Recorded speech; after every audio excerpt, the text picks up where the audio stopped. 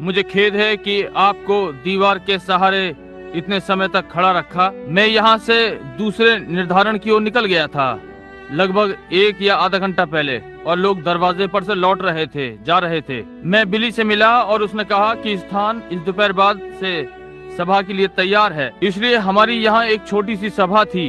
हमने इसे लोकल अखबारों में नहीं दिया था, इसलिए हमारे पास संगति के लिए थोड़ा समय था। जैसा कि नगर से बाहर के लोग जानते होंगे, जब घर पर रहा जाता है तो हर समय व्यस्त रहते हैं, हमेशा जल्दी में रहते हैं, इधर उधर जाना और जल्दी जल्दी। इसलिए मैं इस बात का अभ्यस्त हो गया हूँ। मैं ऐसे स्थान में जाता हूँ जहाँ तक हो सके मुझे इन बातों की चिंता ना करनी पड़े। और आप जानते हैं कि आपको थोड़ा समय खर्च करना पड़ता है और प्रभु के साथ अधिक से अधिक रहें। यदि आप ऐसा नहीं करते हैं तो आप सभा में पवित्र आत्मा की ताजगी के साथ नहीं आ सकते। और जब आप अंदर आते हैं, जैसे कि आज हुआ, जहाँ की केवल एक बड़ा मोह है, कभी कभी मेरे लिए एक प्रकार से कठिन है कि इन छोटे छोटे झटकों धक्कों से बचकर आऊं, आप समझे, और स्वयं को परेशान करूं। जब मैं ऐसा करता हूं तो मैं इसमें कहीं भी पवित्र आत्मा नहीं देख पाता हूं। इसलिए मुझे खेद होता है। यद्यपि लोगों के लिए जो आराधनालय के गलियारे और बाहर चारों ओर खड़े रहते हैं और वे आकर भीतर देखते हैं और वापस कार में जाकर वापस हो जाते हैं। मैं वो हाई स्कूल कुछ रात्रि सभाओं के लिए लेना चाहता था, परंतु आजकल वो विद्यालय चल रहा है और इस समय के चलते मेरे लिए ये कठिन है। परंतु मैं ये कहना चाहता हूँ कि निश्चय ही मैं आप में से प्रत्येक की सराहना करता हूँ जो अंदर और बाहर हैं, और आपके अच्छे सहयोग के लिए और उस सब के लिए जो आपने किया है। इस प्रातः संडे स्कूल मैंने उन लोगों का धन्यवाद किया जिन्होंने बीती रात्रि मेरे लिए दान दिया, जो कि एक अविनय दान था। खुले रूप में मैंने यहाँ के सेवक हमारे पास्टर भाई नेविल और उन्हें बता दिया था कि मैं चाहूंगा कि वे ये ना करें, परंतु उन्होंने किया। जो भी है मैं इसे बताना चाहता हूँ। अब ये एक छोटा सा स्थान है, यहाँ मैं नहीं सोचता कि 300 से अधिक लोग बैठ सकते हैं, और दान $324 था, जिसका अर्थ है औसतन प्रत्येक ने लगभग $1 दिया। मेरे जीवन का ये सबसे अच्छा दान है जो कभी मुझे मिला। इन लोगों की गिनती के अनुसार अधिकतर औसतन ये प्रति व्यक्ति 24 सेंट के लगभग होता है। 25-27 सेंट प्रति व्यक्ति बड़ा दान होता है, परंतु इसका औसत $1 प्रति व्यक्ति, और निश्चय ही मैं इसकी सराहना करता हूँ। और संभव है ये प्रातः मुझे ना मिलती कि मैं आप लोगों पर ये प्रकट ना करता। हमें फलों का मुरब्बा मिला। मुरब्बे का बॉक्स सीढ़ियों पर रखा हुआ था और एक साधारण से व्यक्ति ने यह हमें भेजा। पत्नी और मैं, हम अपना धन्यवाद आप लोगों पर प्रकट करना चाहते हैं, और मैं निश्चित हूँ सबसे अच्छा जो हम जानते हैं कि ये सब परमेश्वर के राज्य के लिए है। और इससे मुझे कुछ ऐसा लगा, मेरी इच्छा है मेरे पास बड़ा सा स्थान होता जहाँ पर हम लंबे समय के लिए इसे जारी रखते और लोगों की सेवा करते। परंतु आज ही रात्रि सभा के पश्चात मुझे जाना है, जो कि मैं आज रात नहीं जा पाऊंगा, परंतु प्रातः जल्दी ही चला जाऊंगा। अगले शनिवार रात्रि मैं वापस आकर और रविवार प्रातः कोलोराडो को फिर रवाना होऊंगा, और रात्रि के बाद दूसरी रात्रि जाना है। और तब मेरी अगली विदेश की सभाएं जनवरी में हैं, जो कि ऑस्ट्रेलिया और न्यूजीलैंड और उनमें से होते हुए। अब मैं चाहता हूं कि आप मेरे लिए प्रार्थना करें। निश्चय ही मेरी इच्छा है कि आप लोग प्रार्थना करें। और तब मैं चाहता हूं कि हम सब उस सर्व सामर्थी परमेश्वर के आभारी हों जिसने हमारी इस छोटी सी सभा में इतने बड़े कार्य किए हैं। समय अवधि के लिए मेरा विश्वास है कि ये सभा अधिक गुण संपन्न रही बजाय किसी और सभा के, जो कि अपने जीवन में मैंने कभी इस आराधनालय में की। लगता है प्रभु आशीषें देने पर है। मैंने सोचा संभव है इस सभा की अवधि में कि दर्शनों से जो कि मुझे मिलते हैं, मेरी सेवकाई इससे अच्छी और महान सेवकाई में बदलने जा रही है। जैसा कि आप लोगों ने सुना है, ये होने ही वाला है, जो कि इन 3 सेवाओं की भविष्यवाणी हुई है, या इन 2 की। ये वाली भी उसी तरह की होगी, केवल उससे बड़ी। परंतु इस पहली रात्रि मैंने केवल लोगों को यहाँ सामने ऑल्टर पर बुलाया और सीधा उनको वार पार समझने में चला गया। दूसरी रात्रि मैं उन्हें कमरे में ले गया और सीधा सीधा उनके विचारों और स्थितियों को जानने में चला गया। और तब अंतिम 2 रात्रियां हम उन्हें यहाँ मंच पर लाए और सीधे सीधे उनको वार पार समझने में चला गया। परंतु कुछ बातों का ब्यौरा देने के लिए मंच पर एक सेवक ने अपनी दृष्टि प्राप्त की और गत रात्रि 2 छोटी छोटी बालिकाएं अपनी पहिए वाली कुर्सी पर बीमारी के साथ थीं और कोई नहीं जानता था कि ये क्या है, कोई डॉक्टर नहीं। उनके पैर बड़े बड़े और उनके पंजे झड़ रहे थे, उंगलियां झड़ रही थी, उनके लिए कुछ भी नहीं किया जा सकता था। और जब आत्मा का अभिषेक था, मैं प्रभु यीशु के नाम में गया और उस रोग को श्रापित किया और वे पहिए वाली कुर्सी में से उठकर चली गईं और आज प्रातः इस आराधनालय में और बालकों के समान चल फिर रही हैं और आकर मसीही बपतिस्मा लिया इस प्रातः इसी तालाब में। जब मैं कुछ मिनटों का अध्ययन कर रहा था, थोड़े समय पहले मेरे एक मित्र भाई हुवर नीचे केंटकी में एक यहाँ से निकलते हुए मेरी पत्नी को एक बात कह गए कि गत रात्रि सभा में से पंक्ति बुलाते हुए एक महिला जिसके पास कोई प्रार्थना पत्र या कुछ नहीं था, केवल वहाँ बैठी प्रार्थना कर रही थी। और वहाँ पर एक महिला थी, मुझे स्मरण नहीं, उसने कितने समय से खाना नहीं खाया था, उसके पेट में मांस बढ़कर भर गया था और प्रभु ने उसे पुकारा और उसे चंगा कर दिया। और आज प्रातः वो उठी और साधारण तरह से नाश्ता किया और आज रात्रि यही कहीं है। और दूसरा बता रहा था, ओ समय अनुमति नहीं दे रहा है कि बताएं कि प्रभु ने हमारे लिए क्या क्या किया है, इसलिए हमारे लिए ये जानने के लिए साहस बढ़ता है कि ये पास ही है, कुछ महान घटित होने को है। गत सांझ सभा के पश्चात संदेश के बाद मैंने कभी भी ऐसा नहीं देखा कि पवित्र आत्मा ने कभी लोगों को इतने महान तरीके से अभिषेक किया हो जैसे पिछली रात्रि किया। हम अगली दूसरी रात्रि की राह देख रहे हैं और अब मेरे लिए प्रार्थना करें। और मैं परमेश्वर के आशीषित वचन पढ़ना चाहता हूँ। और इससे पहले कि हम वचन पढ़ें, हम एक क्षण के लिए अपने झुके हुए सिरों के साथ हम उससे बातें करें। प्रिय स्वर्गीय पिता, आज रात्रि हम तेरे पास आए हैं। हो सकता है हम अपने शरीरों में थोड़ा सा थके हों, परंतु वो हमारी आत्माएं कितनी ताजगी में हैं और जीवित परमेश्वर का चिन्ह कि वो हमारे साथ है और आशीषित कर रहा है और जो उसने प्रतिज्ञा की है वो दे रहा है खूब भरपूरी से, हमारे सोचने या हमारे करने से अधिक। और यदि हमें तेरी दृष्टि में अनुग्रह प्राप्त हो तेरे पुत्र प्रभु यीशु पर विश्वास करने के द्वारा, तो हम तुझसे आज रात्रि मांगते हैं कि तू अपनी आत्मा के दूने भाग द्वारा आज हमसे फिर मिल होने दे। बड़ी सामर्थ और भाग के साथ ये प्रत्येक पर उंडेला जाए कि सुसमाचार का विश्वास करे और अपने जीवन में पवित्र आत्मा की सामर्थ प्राप्त करे। प्रभु, जो आज रात्रि बचने योग्य हैं उन्हें बचाएं और जो चंगा होने के लिए तैयार हैं उन्हें चंगा करें। प्रभु इसे प्रदान करें। और जैसा कि हम देखते हैं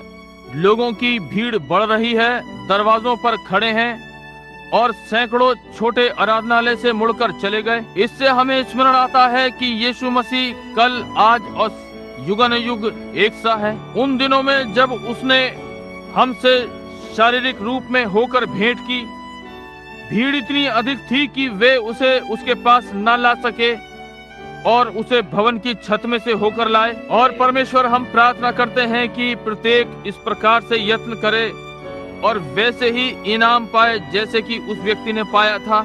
जब हम पढ़ते हैं तो अपने वचन को आशीषित करें और होने दें कि ये हमारे मार्ग के लिए उजियाला हो। हम इसे यीशु के नाम में मांगते हैं, आमीन। नहीं, रोजेला ग्रिफिथ, मुझे अभी अभी बताया गया कि वो लड़की जिसे मैंने आज प्रातः बुलाया था, एक नशा करने वाली जिसे शिकागो में आज प्रातः बुलाया गया था, वो थी जब वो बालकनी में बैठी हुई थी, जब पवित्र आत्मा ने उससे बातें की, कहा कि वो एक नशा करने वाली है। और शिकागो के 5 बड़े बड़े डॉक्टरों ने उसे छोड़ दिया था, नशे के पर्यायवाची ने उसे छोड़ दिया था और उसे यहोवा यूं कहता है ने पुकारा। वो चंगी हो गई। उस समय के बाद से उसने पीने की लालसा ही नहीं की। और एक और छोटी महिला जो उसके ऊपर वाली बालकनी में बैठी थी, जो कि उसकी सहेली थी, वे केलमुट नगर में रहती थी। यदि कोई जानता है कि वो क्या है, ये रेखा पर है जो कि पेरिस, फ्रांस से हर प्रकार की बुराई से जो हो रही है उससे अधिक घिरा हुआ है। उसे बताया कि वो इधर उधर फिरने वाली और वो फ्रेड एस्टर के साथ नृत्य करने वाली है। और उसके पिता ने इसका विरोध किया, परंतु वो लड़की खड़ी हुई और बोली कि पिता, वो व्यक्ति बिल्कुल ठीक है। अब वो विवाहित है, वो छोटी लड़की और अपने पति के साथ सुसमाचार फैलाने में अपनी राह पर है। रोजेला मिशन कार्य करता है, प्रत्येक जेल में सेवा और सब बातें जो वो कर सकती है कि नशा करने वालों को बताए यदि कहीं कोई आशा है तो वो मसीह में है। वो अपने पिता के लिए अधिक बोझ अनुभव करती है। अभी परसों से अधिक नहीं कि 10 मिनट के साक्षात्कार में वो लड़की पिछले 4 या 5 वर्षों से सभाओं में एक निश्चित सहायक रही है। उसने 10 मिनट की सूचना वृत्तांत में बताया, बाहर ठेले के पास साक्षात्कार में उसने कहा, भाई ब्रनम, आप जो भी करते हैं, मैं अपने पिता के लिए बहुत ही बोझ का अनुभव करती हूँ। वो आपसे प्रेम करते हैं, परंतु वो मसीह के पास नहीं आते। मैंने कहा, रोजेला, परमेश्वर जानता है कि इसे कैसे करेगा। वो जानता है कि उससे ये कैसे करवाए। और अब समाचार मिला है कि वो चूने के ट्रक के नीचे दब गए। आइए हम उनके लिए प्रार्थना करें। प्रभु, उस आज्ञाकारी लड़की के मुख पर, और वो जो वहाँ दब गया, वो उसके नीचे मर सकता था। परमेश्वर प्रदान करें कि वो ना मरे, परंतु उसका प्राण ऊपर की ओर देखेगा और स्मरण करेगा कि आप परमेश्वर हैं, जो कि चूने के पत्थर के ढेर के नीचे प्रार्थना का उत्तर दे सकता है। वैसे ही जैसे वेल के पेट में या आग की भट्टी में या सिंहों की मांद में आप एक से रहते हैं, प्रभु उसे एक धुले हुए मसीह के समान लाएं। हम जानते हैं कि सारी बातें उनके लिए भलाई उत्पन्न करती हैं जो आपसे प्रेम करते हैं, और हम प्रार्थना करते हैं कि ये उनमें से एक बात हो, जैसा कि हम तुझे समर्पित करते हैं यीशु के नाम में, आमीन। आज रात्रि वचन के पढ़ने के लिए दूसरे राजा की पुस्तक में मैं दूसरा अध्याय पढ़ना चाहता हूँ, एक मूल पाठ के लिए कि एक प्रसंग मिले। प्रभु चाहेगा। जब यहोवा एलिया को बवंडर के द्वारा स्वर्ग में उठा लेने को था, तब एलिया और एलीशा दोनों संग संग गिलगाल से चले। एलिया ने एलीशा से कहा, यहोवा मुझे बेतेल तक भेजता है, इसलिए तू यहीं ठहरा रहे। एलीशा ने कहा, यहोवा और तेरे जीवन की शपथ, मैं तुझे नहीं छोड़ने का। इसलिए वे बेतेल को चले गए। और बेतेल वासी भविष्यद्वक्ताओं के चेले एलीशा के पास आकर कहने लगे, क्या तुझे मालूम है कि आज यहोवा तेरे स्वामी को तेरे ऊपर से उठा लेने पर है? उसने कहा, हाँ मुझे भी ये मालूम है, तुम चुप रहो। और एलिया ने उससे कहा, हे एलीशा, यहोवा मुझे यरोही को भेजता है, इसलिए तू यहीं ठहरा रहे। उसने कहा, यहोवा और तेरे जीवन की शपथ, मैं तुझे नहीं छोड़ने का। सो वे यरोही को आए, और यरोहियो वासी भविष्यद्वक्ताओं के चेले एलीशा के पास आकर कहने लगे, क्या तुझे मालूम है कि आज यहोवा तेरे स्वामी को तेरे ऊपर से उठा लेने पर है? उसने उत्तर दिया, हाँ मुझे भी मालूम है, तुम चुप रहो। फिर एलिया ने उससे कहा, यहोवा मुझे यरदन तक भेजता है, सो तू यहीं ठहरा रहे। उसने कहा, यहोवा के और तेरे जीवन की शपथ कि मैं तुझे नहीं छोड़ने का। सो वे दोनों आगे चले। प्रभु अपने वचन पर आशीष दे। आज रात्रि मेरा विषय परमेश्वर द्वारा बुलाया गया मनुष्य है, और मैं यत्न करूंगा कि जितना संक्षेप में कर सकूं करूंगा, क्योंकि हमारे पास एक बड़ी प्रार्थना की पंक्ति आ रही है अभी कुछ क्षणों में। परंतु केवल थोड़ा सा आपको ये दिखाने के लिए कि वे समय जिनमें हम रह रहे हैं, हम रेडियो और विभिन्न स्थानों में से ये चिल्लाहट सुन रहे हैं और निष्कपट हृदयों से आ रही है।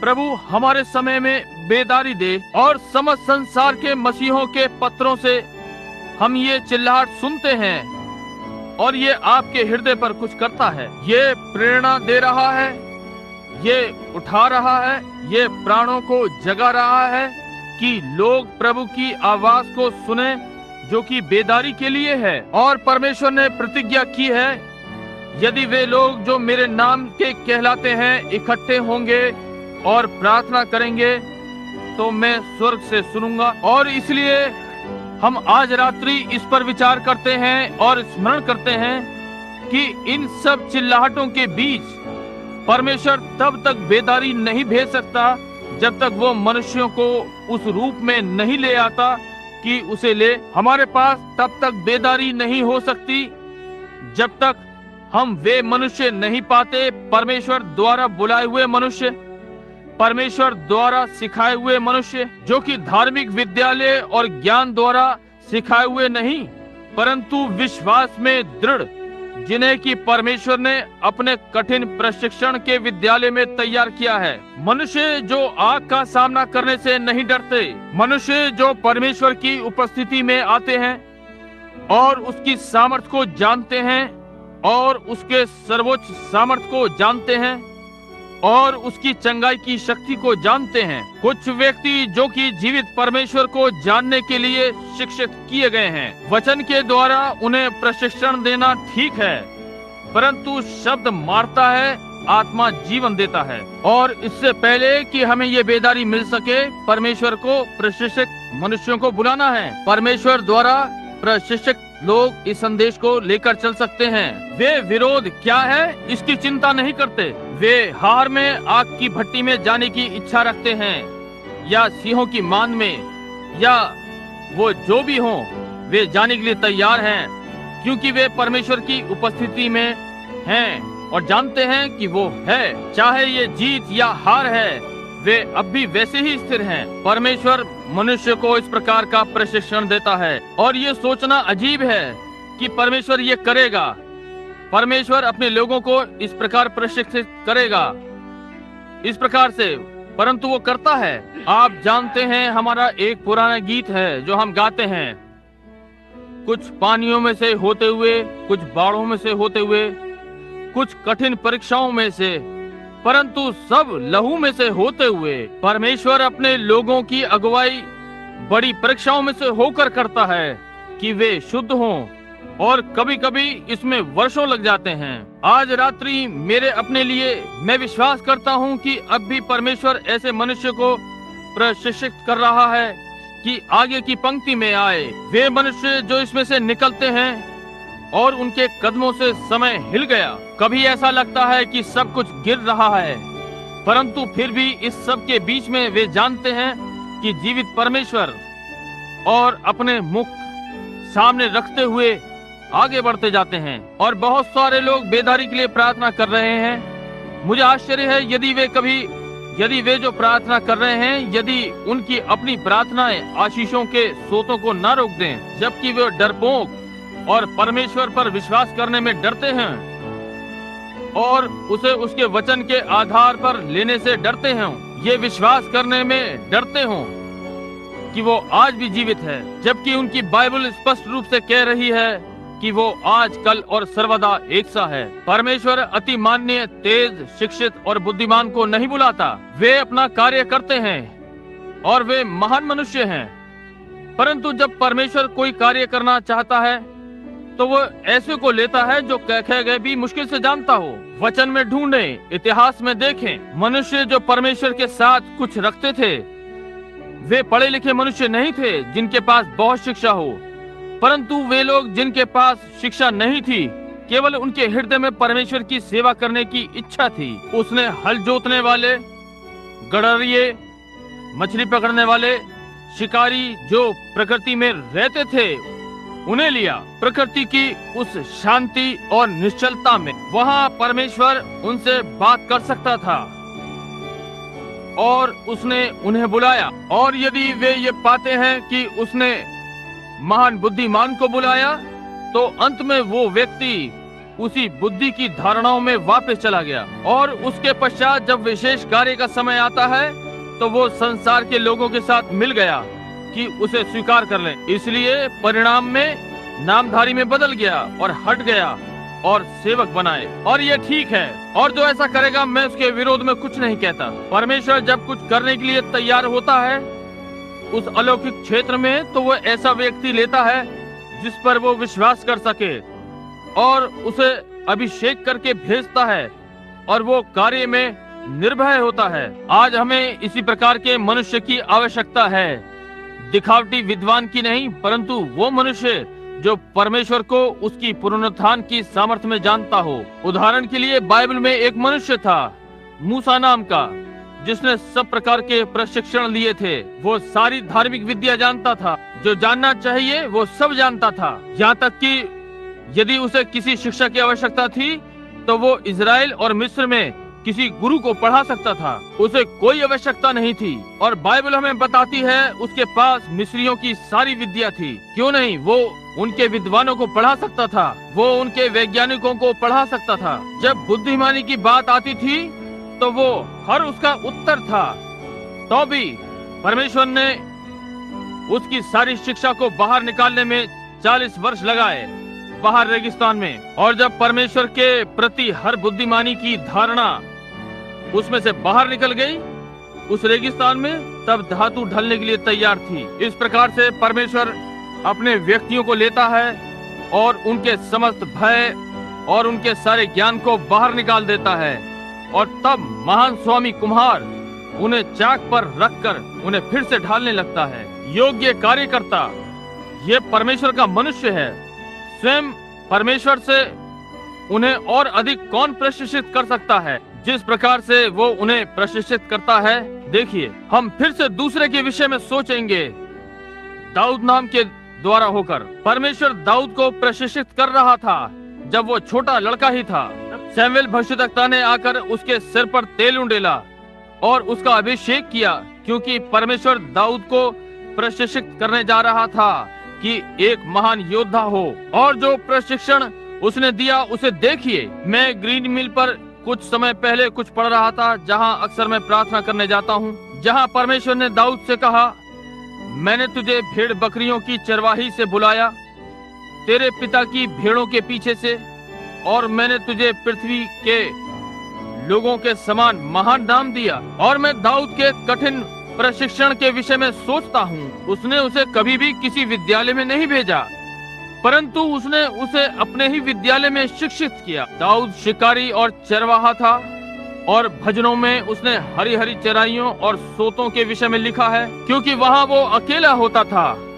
वो संसार की वस्तुओं से दूषित नहीं हुआ था। परमेश्वर व्यक्ति को संसार की चीजों से अलग करता है ताकि वो उसे शांत कर सके, ताकि वो परमेश्वर को सुन सके। वो अब भी धीमा छोटा शब्द होता है। तब एक बार परमेश्वर के संपर्क में वो भय मुक्त हो जाता है। तब वो चिंता नहीं करता कौन क्या कहता है। वो परमेश्वर की उपस्थिति में था। वो परमेश्वर को उसकी पुनरुत्थान की सामर्थ्य में जानता है। और तब दाऊद, हम उसे देखते हैं, एक दिन परमेश्वर ने एक भालू को अंदर आकर उसकी भेड़ को ले जाने दिया। दाऊद ने बस उस भालू को जा लिया और उसने प्रार्थना करके परमेश्वर से कहा। वो भेड़ों का रखवाला था, वो उस भेड़ को छोड़ ना सका और उसे हर कीमत पर उस भेड़ को बचाना था। और उसने अपनी छोटी गोफन ली और जाकर भालू को ले लिया और उसे मार डाला। उसे उस भेड़ को बचाना था। आपने देखा परमेश्वर उसे किस लिए प्रशिक्षित कर रहा था? परमेश्वर अपने चरवाहे से चाहता है कि वो भेड़ को बचाए, चाहे उसे जो भी पुकारा जाए, और उन भेड़ों को बचाने के लिए किसी भी स्थिति में से निकलना पड़े। तब उसने देखा कि दाऊद ने इस भालू के ऊपर बहादुरी से कब्जा कर लिया, तो उसने पशु की सामर्थ्य को थोड़ा सा और बढ़ाया और उसने एक सिंह भेजा और उसका मेमना ले गया। और सिंह भयंकर पशु है। ओ अफ्रीका में जब मैं उनका शिकार खेल रहा था, एक सिंह इससे पहले कि आप जैक रॉबिन्सन कहें 10 व्यक्तियों को मार सकता है। ओ सामर्थी बड़ा पशु, केवल एक बड़ी दहाड़ से मनुष्य नष्ट हो जाते हैं। और वो जिसे सिंह मारता है कभी भी कष्ट का अनुभव नहीं करता। उसका दहाड़ना, जब वो दहाड़ता है, डरावना होता है। वे विशालकाय पंजे एक सेकंड में दर्जन भर मनुष्यों को फाड़ देते हैं। और एक छोटे लड़के के विषय में सोचकर कि बाइबल बताती है वो छोटा ही था, इसका अर्थ हुआ छोटा लड़का ही था। एक छोटी सी गोफन के साथ, आप जानते हैं वो क्या है?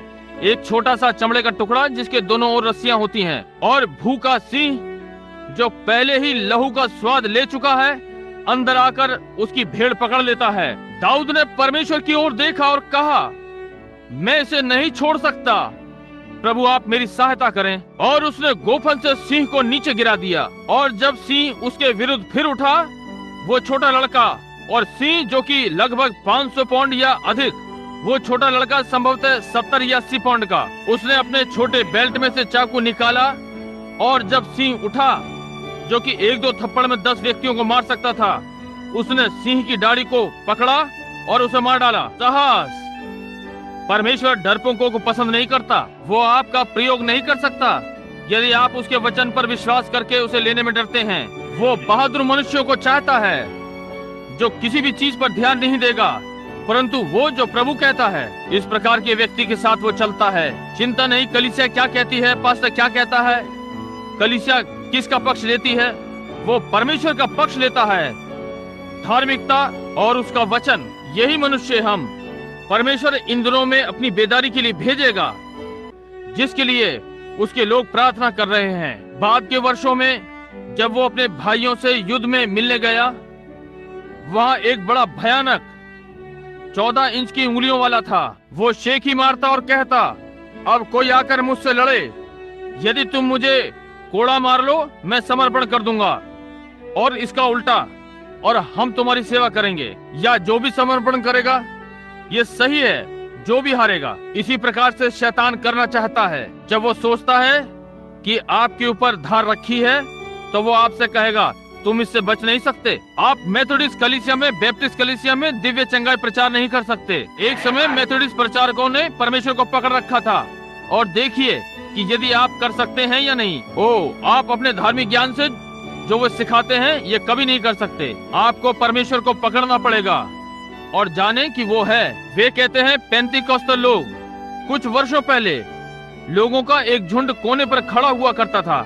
वे किसी भवन में भी नहीं जा सकते थे। परंतु क्या आपने लाइफ पत्रिका पढ़ी? उस दिन उन्होंने उनके विषय में क्या कहा? इस युग की सबसे बड़ी घटना जो कि जानी गई है, वो पेंतीकोस्tal कलीसिया का उठना है, निश्चय ही। और इन्होंने और कलीसियाओं की अपेक्षा सबसे अधिक मत परिवर्तन किया है। लाइफ पत्रिका ने ये कहा है। हो सकता है वो किसी और चीज में घुल मिल गए हैं, परंतु भाई वे बहादुर हैं। आमने सामने खड़े होकर काले को काला और सफेद को सफेद कहते हैं। अंत में जब बेदारी आई, वो उनके बीच में आई। आप देखिए आई कि नहीं। वे इन्हीं दिनों में सीधे होने वाले हैं। और दाऊद, जब शाऊल ने अपने शस्त्र उस पर चढ़ाए और कहा, दाऊद यदि तू इस दानव से लड़ने जा रहा है, क्यों? तू कुछ नहीं, केवल एक लड़का है, बस एक लड़का, और वो बालकपन से ही योद्धा है। तू कैसे उससे लड़ सकता है? इस छोटे दाऊद की सुनिए। आपने देखा, उसने इस प्रकार से नहीं कहा, शाऊल महाराजा धीराज, मेरे पिता ने मुझे व्याकरण विद्यालय, कॉलेज, हाई स्कूल में भेजा। मेरे पास PhD, मैं इसे करने हेतु सुसज्जित हूँ, मैं तेज हूँ। उसने ऐसा कभी नहीं कहा। उसने कहा, मेरे प्रभु, उसने कहा, जब मैं अपने पिता की भेड़ें चराया करता था, एक भालू आ गया और एक को पकड़ लिया और मैंने उसे मार डाला। सिंह अंदर आया, एक को पकड़ लिया और मैंने उसे मार गिराया, और जब वो उठा तो मैंने उसे घात कर दिया। और उसने कहा, वो परमेश्वर जिसने मुझे भालू और सिंह के पंजे से बचाया, वो ही मुझे इस खतना रहित फिलिस्तीनी से बचाएगा।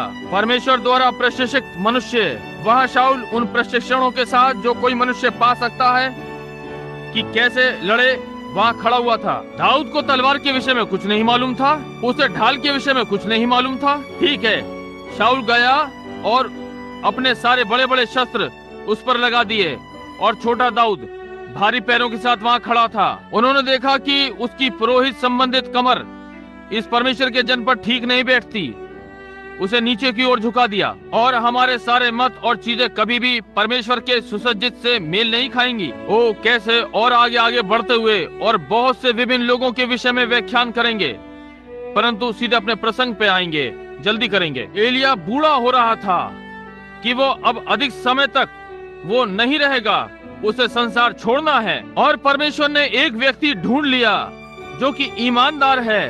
वो अच्छा व्यक्ति था, उसका नाम एलीशा था। अब यदि आप ध्यान दें, उनमें से एक का नाम एलिया और दूसरे का एलीशा था। वो कभी भी खेतों में नहीं गया था और आदि आदि, और जाकर धार्मिक विद्यालय में पाया।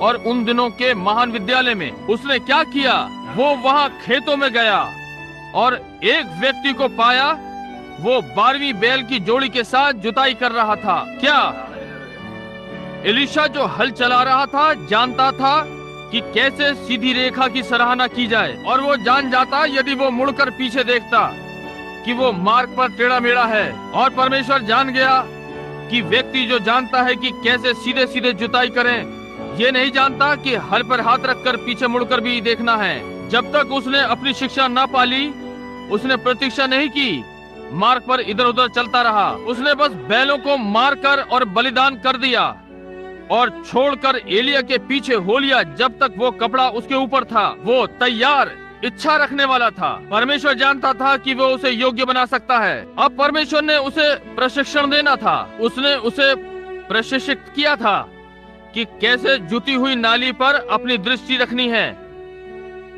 बैलों की 12 जोड़ी और एक व्यक्ति उन्हें जोत रहा है। उसने उसे धीरज धरना सिखाया और कैसे धीरजवंत हो और उन बैलों को सीधी लाइन में चलने के लिए प्रशिक्षित करना था। इसके पश्चात उसे कुछ लोगों को प्रशिक्षित करना है।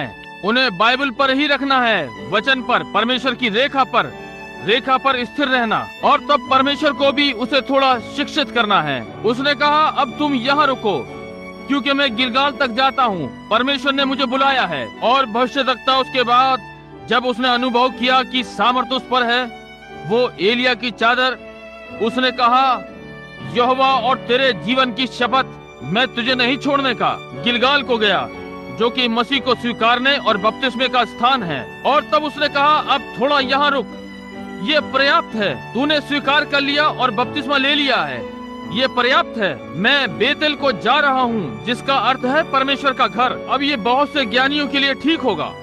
मैं अभी अभी कलीसिया में आया हूँ और संगति मिली है, क्यों ना यहाँ रुक जाऊं। परंतु सुनिए, इलीशा इस प्रकार नहीं सोचता। उसने पहले ही परमेश्वर की सामर्थ को अनुभव कर लिया है। वो जानता है मेरे लिए और भी है, और इसलिए उसने कहा, यहोवा और तेरे जीवन की शपथ, मैं तुझे नहीं छोड़ूंगा।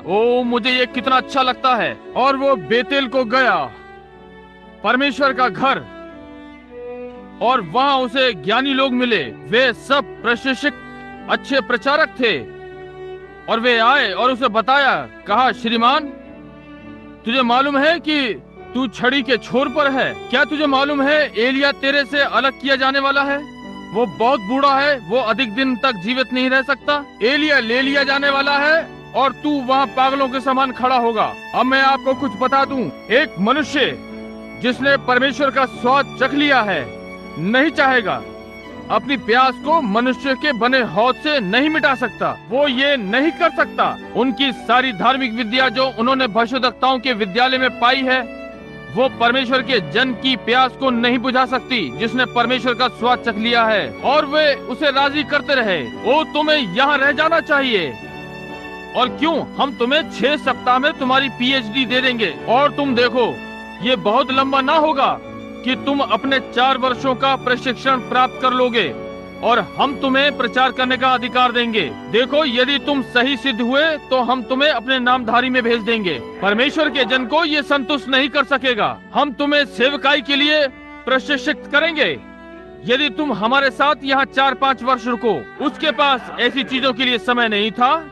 वो तो मार्ग पर उस सोते के लिए बढ़ा जा रहा था। वो इस सब को छोड़कर ऊपर आ चुका था। वो कर चुका था। उसके प्राण में स्वर्ग का स्वाद था। और उसने कहा, क्या तुम जानते हो कि तुम्हारा नेतृत्व उठा लिए जाने वाला है? और सुनिए कि उसने क्या कहा। जी हाँ, मैं ये जानता हूँ, परंतु आप शांत रहें। दूसरे शब्दों में, तुम अपना ध्यान करो, मुझे इस विषय में बताने का यत्न ना करो। मुझे बताने का यत्न ना करो कि मैं क्या कर रहा हूँ। मैं जानता हूँ मैं कहाँ जा रहा हूँ, मैं किसके पीछे हूँ। परमेश्वर हमें ऐसे व्यक्ति दे जो परमेश्वर के प्रशिक्षित मनुष्य, जो कभी इधर उधर ना होना जानता हो। मैं जानता हूँ कि मैं कहाँ जा रहा हूँ, और मुझसे इस विषय में बात ना कीजिए। आप थोड़ा धैर्य रखें, मुझे निराश न करें, क्योंकि इससे कुछ होने वाला नहीं। यदि वे लोग जिनके लिए प्रार्थना की गई है उनके पास भी इतनी हिम्मत होती।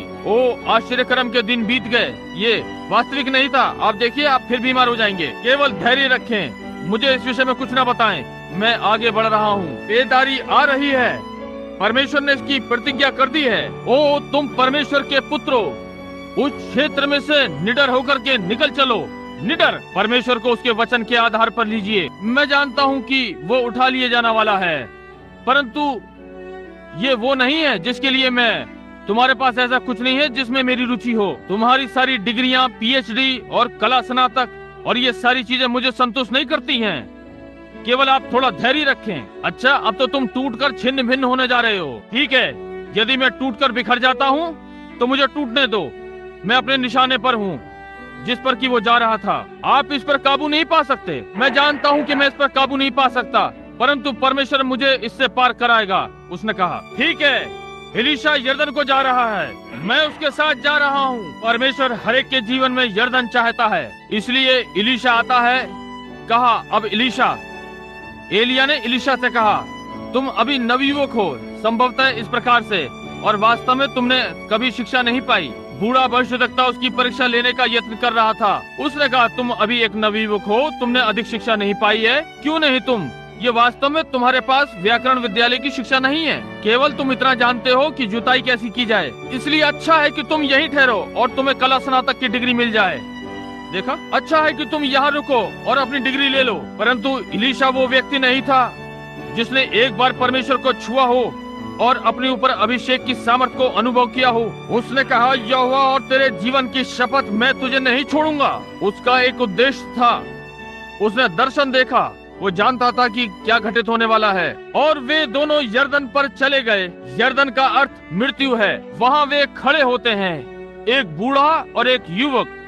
ये वास्तव में मसीह और उसकी कलीसिया को दर्शाता है। और वहाँ वे यरदन नदी के किनारे खड़े हैं। वहाँ वो यहूदा की पहाड़ियों पर से आती है, चीरती हुई, बड़ा कोलाहल करती हुई इस प्रकार से। और एलीशा अपने पीछे सफेद लटकते बालों के साथ और उसकी धुंधली आंखें यरदन के पार देख रही हैं। और ये नवयुवक उसके हर कार्य को ध्यानपूर्वक देख रहा है जो वो कर रहा है। एक नवयुवक दर्शन की प्रतीक्षा कर रहा है कि परमेश्वर की इच्छा को पूरा करे। दूसरा घर जाने को था।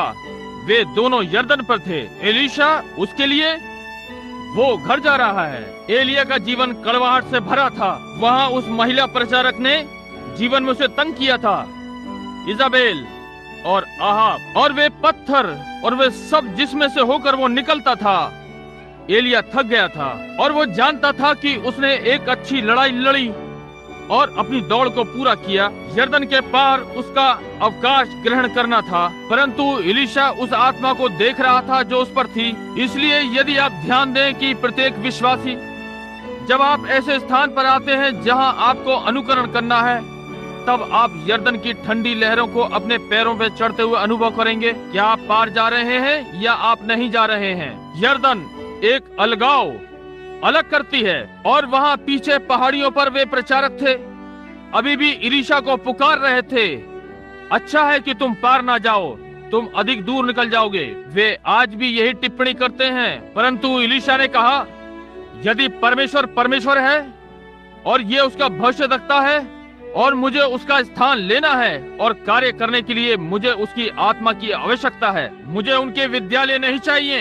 यदि उनके विद्यालयों ने ये किया होता तो उन्होंने उसका स्थान ले लिया होता, परंतु परमेश्वर ने ये करने के लिए मुझे बुलाया है और मुझे उसके आत्मा की आवश्यकता है। यदि कलीसियाओं के विद्यालयों ने स्थान ले लिया होता और सामर्थ जो यीशु ने प्रदान की थी, तो वे इसे वर्षों पहले ले चुके होते, Methodist, Baptist, Catholic, Presbyterian.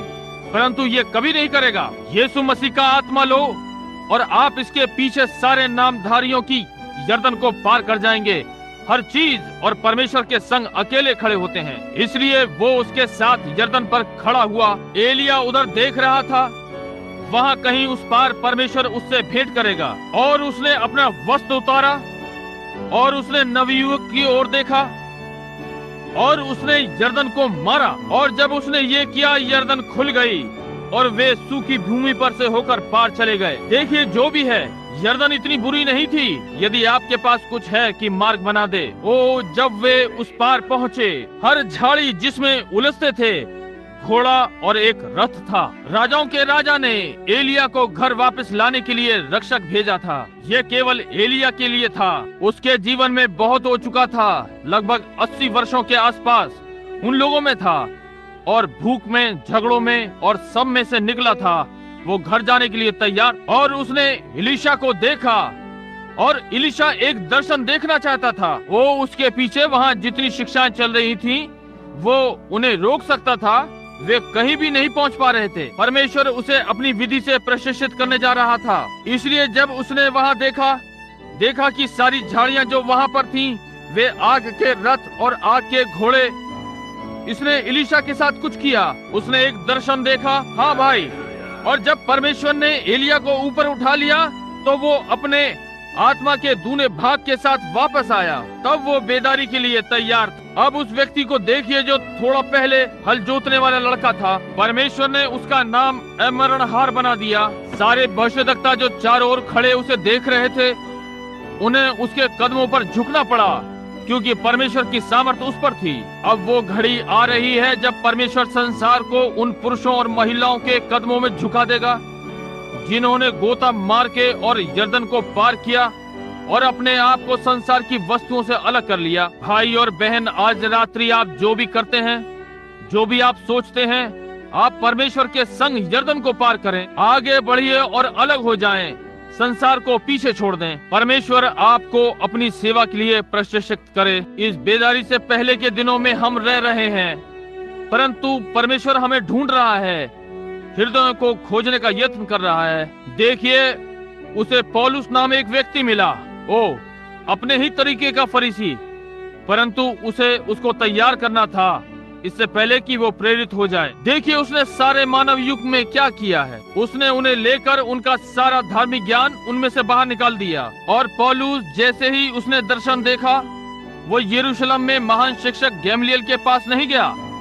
Israel में महानतम था जिसके की द्वारा वो पढ़ाया गया था, वो उससे परामर्श लेने वहाँ कभी वापस नहीं गया। क्यों? यहाँ तक कि यरूशलेम में भी 14 वर्षों तक नहीं गया, परंतु मिस्र को प्रार्थना सभा में चला गया, जहाँ परमेश्वर ने उससे बहुत सी नए नियम की पुस्तकें लिखवाई। देखा, परमेश्वर लोगों को ढूंढ रहा है। उसके पास कोई था जिससे वो वाचा लिखवाना चाहता था, इसलिए उसने पौलुस को चुना और उसने उसमें से सारी धार्मिक विद्या बाहर निकाल दी। और पौलुस ने कहा, मसीह को जानने के लिए उसे वो सब कुछ भुला देना पड़ा जो वो जानता था। आज परमेश्वर हम में से संसार को खाली करने का यत्न कर रहा है और हमसे हम ही को खाली करा रहा है और भय रहित पुरुष और महिला बना रहा है जो परमेश्वर से प्रेम करते हैं और परमेश्वर के साथ स्थिर रहेंगे और अलग करने वाली रेखा यर्दन को पार करेंगे ताकि वो हमें अपनी महिमा के लिए प्रयोग कर सके।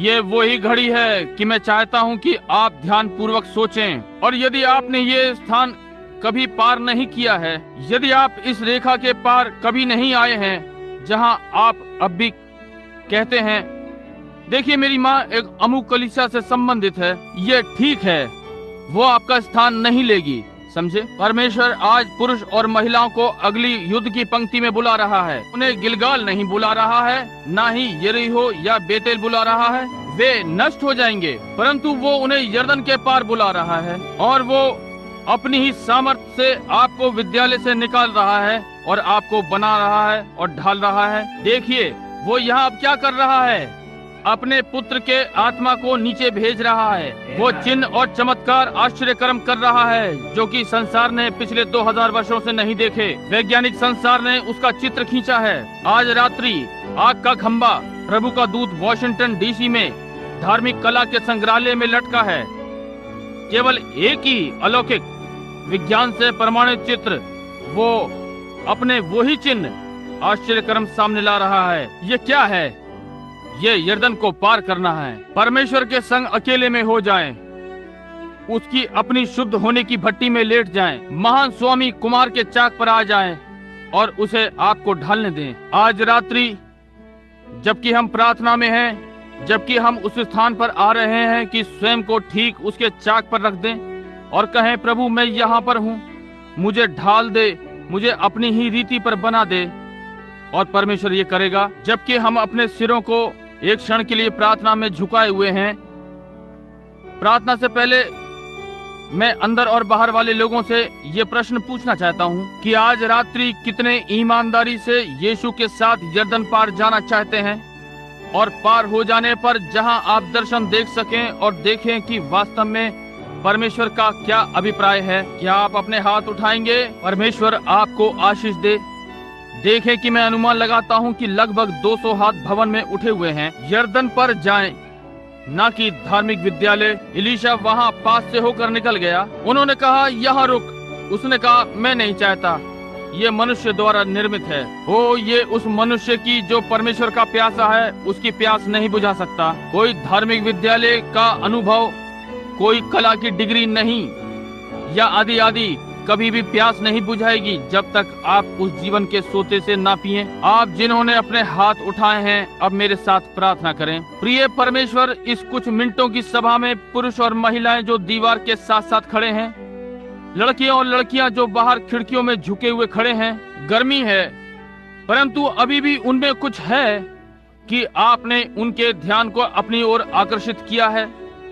या तो वो फिर चले गए होते, वे वहां इस प्रकार नहीं खड़े होते, परंतु प्रभु परमेश्वर, क्योंकि वे जानते हैं कि वे मात्र मानव जीव हैं। हम अखबार में पढ़ते हैं जिसमें हमारे एक माननीय अवकाश प्राप्त मेयर ने उपराष्ट्रपति को बोलते सुना और वो चल बसा था। दूसरी रात्रि गेंद के खेल में एक जाना माना व्यक्ति एकदम चला गया और आज रात्रि उनके प्राण कहीं पर हैं। परमेश्वर, एक दिन हमारा भी वही मार्ग होगा। संभव है इस प्रकार नहीं, परंतु हमें जाना है और होने दे कि लोग अपने आपे में आए और अनुभव करें कि किसी कलीसिया से संबंधित होना आपकी मांग ये नहीं है। आप चाहते हैं कि लोग पवित्र आत्मा से भर जाएं, उत्पन्न हो, काट कर निकाले जाएं, अंदर से पवित्र आत्मा द्वारा जलाए जाएं।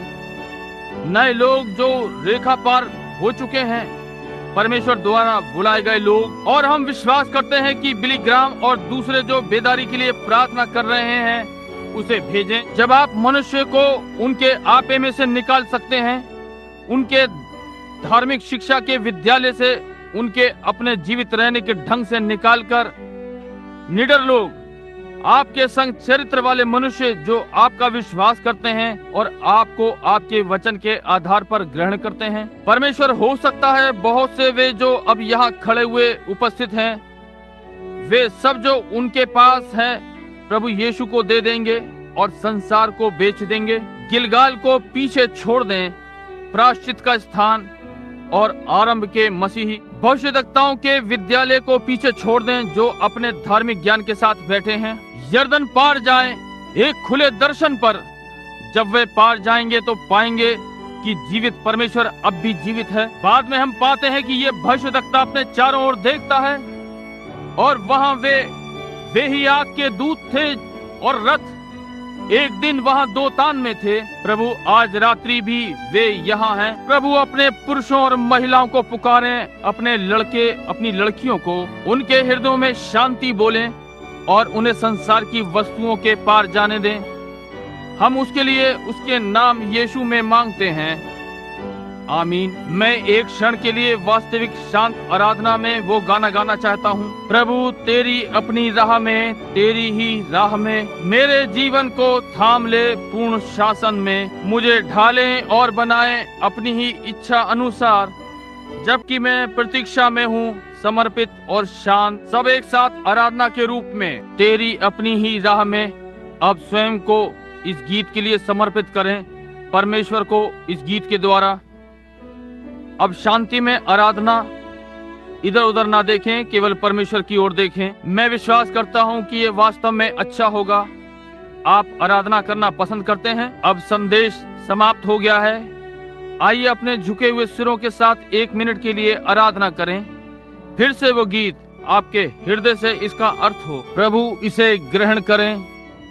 हर कोई इन छोटे छोटे बालकों से बूढ़े पुरुषों और महिलाओं तक दिव्य उपस्थिति में है। होने दे कि पवित्र आत्मा अभी इनके विश्वास पर कार्य करे और सारे संदेह दूर कर दे, सारी छोटी छोटी असफलताएं, और ऐसा हो कि ये तेरी इच्छा अनुसार ढाले जाएं। जबकि ये तेरे ढलाई के चाक पर हैं, हम अपने प्राणों को समर्पण और फिर से ढलने के लिए रखते हैं। ओ परमेश्वर, इसे ग्रहण करें तेरे पुत्र यीशु के नाम में, आमीन।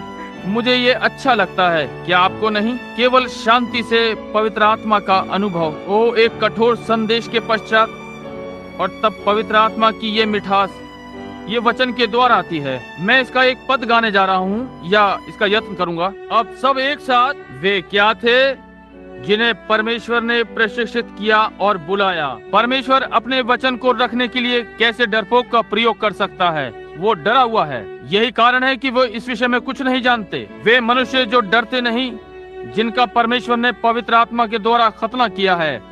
परमेश्वर भीतर रहता है। वो ऐसे ही अपने लहू से अपनी गवाही मोहर करेगा, जैसे कि कुछ न हो। उसकी गवाही उसके लहू से चिंता नहीं करता। जिससे वो जीता है वो मसीह है। जीना मेरे लिए मसीह और मरना लाभ है। इसके विषय में उन्हें ऐसा ही लगता है।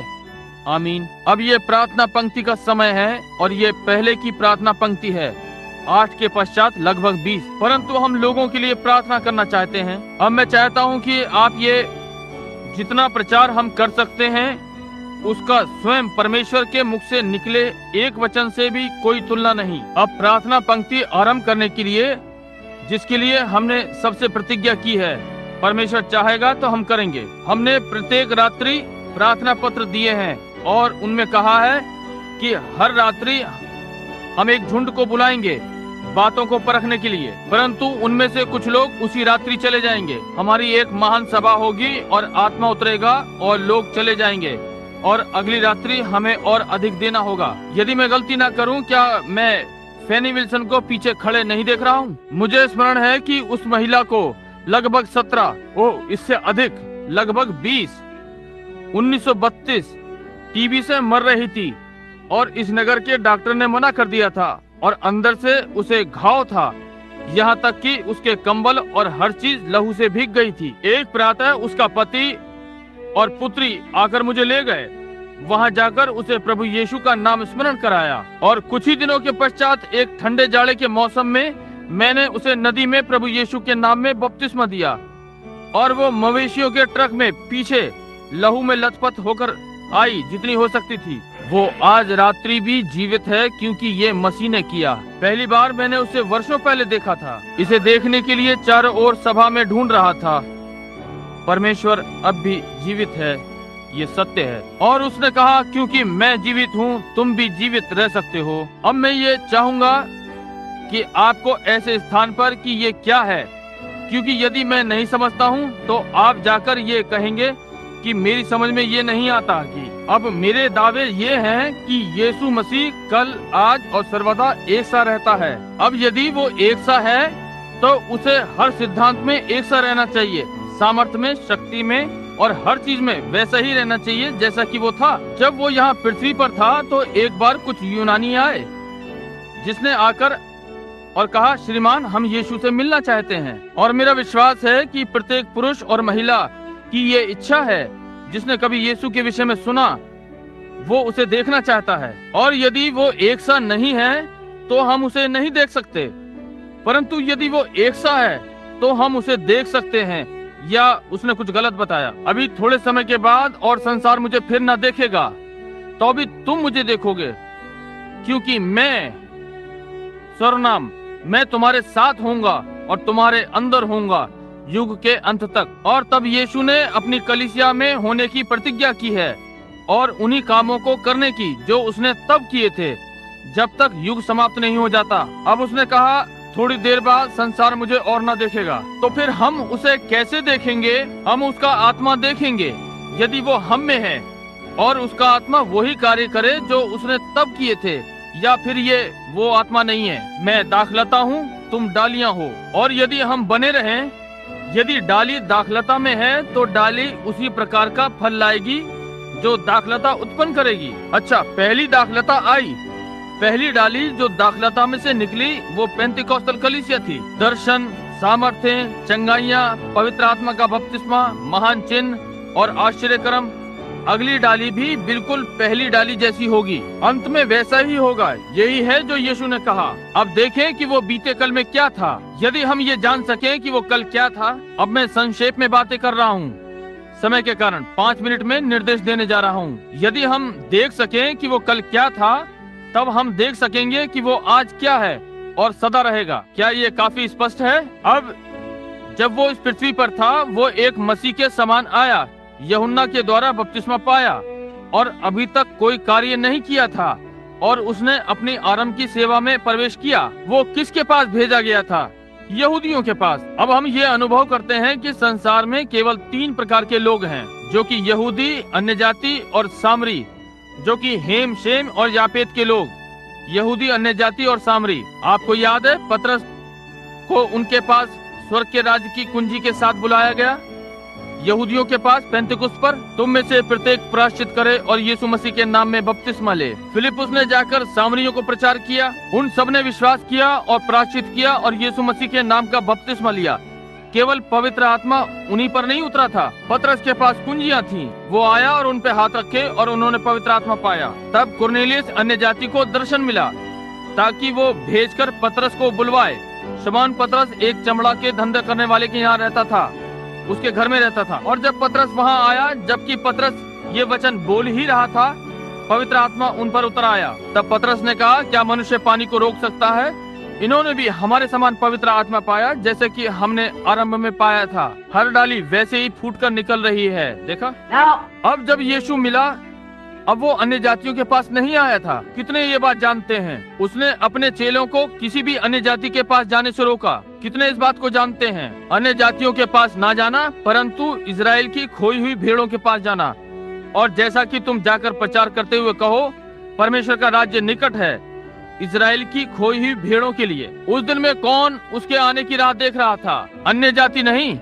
हम मूर्ति पूजक एंग्लो सैक्सन थे। हम रोमी जो सूर्य और आदि आदि की आराधना करते थे। हम किसी मसीह की प्रतीक्षा नहीं कर रहे थे, परंतु यहूदी और सामरी थे। अब उसने स्वयं को उन लोगों पर कैसे प्रकट किया जो उसकी प्रतीक्षा देख रहे थे। अब हम वापस संत यूहन्ना के पहले अध्याय में वापस चलें और अब कुछ क्षण के लिए और ध्यान से सुने। पहला यहूदी जो उसके पास कभी लाया गया, जब फिलिपुस या इंद्रियास का मत परिवर्तन हुआ और जाकर अपने भाई को शमौन पतरस को ढूंढा, वो शमौन को यीशु के सम्मुख लाया और यीशु ने बताया कि उसका क्या नाम था और उसके पिता का क्या नाम था। कितने ये बात जानते हैं? आप क्या सोचते हैं कि उस मनुष्य को क्या हुआ जिसके पास बाद में स्वर्ग के राज्य की कुंजियां उसके हाथ में थी? यही था जिसने ये सिद्ध किया कि वो वही स्वयं मसीह है। तब एकदम से फिलिपुस का मत परिवर्तन हो गया और जाकर नतेल को ढूंढा। ये पहाड़ के उस पार 30 मील दूर है। और वो घर पर आया और मैं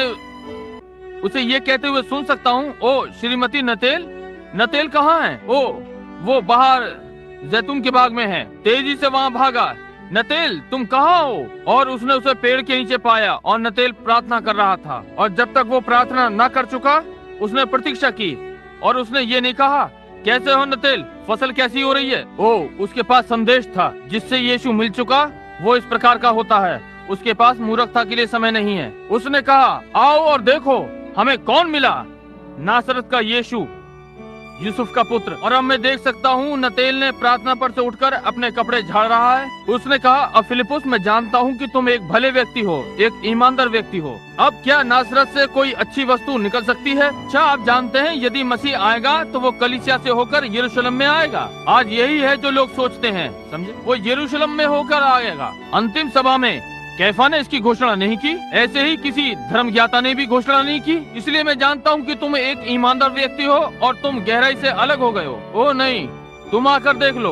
उसने कहा, कोई अच्छी चीज हो सकती है? उसने उसे सबसे अच्छा उत्तर दिया जो कोई किसी व्यक्ति को दे सकता है। कहा, आकर स्वयं देख लो। अब मार्ग पे चलते हुए मैं सुन सकता हूँ नतेल कहता है, या फिलिपुस नतेल से कहता है, क्या तुम जानते हो, तुम्हें स्मरण है वो बूढ़ा मछुआरा जो कि रसीद पर अपने हस्ताक्षर भी नहीं कर सकता था जब तुमने उसे वो दिया था, उससे वो मछलियाँ खरीदी थी? हाँ मुझे विश्वास है उसका नाम शमौन था। हाँ वही। उस दिन मैं उसे उस मसीह के सामने लाया और जैसे ही उसने उसे देखा, उसने कहा, तेरा नाम शमौन है, तेरे पिता का नाम योना है। और मैं, क्या मुझे आश्चर्य नहीं होगा, परंतु जब तुम उसके सामने जाओगे वो तुम्हें न बताएगा कि तुम कौन हो। उसने कहा, अब 1 मिनट ठहरो, मुझे नहीं। इसलिए अगले दिन वे पहुँचे और यीशु प्रार्थना पंक्ति में था जैसे कि वो बीमारों के लिए प्रार्थना किया करता था। और जब वो आया और सभा में पहुंचा, यीशु ने देखा और उसने फिलिपुस को आते देखा।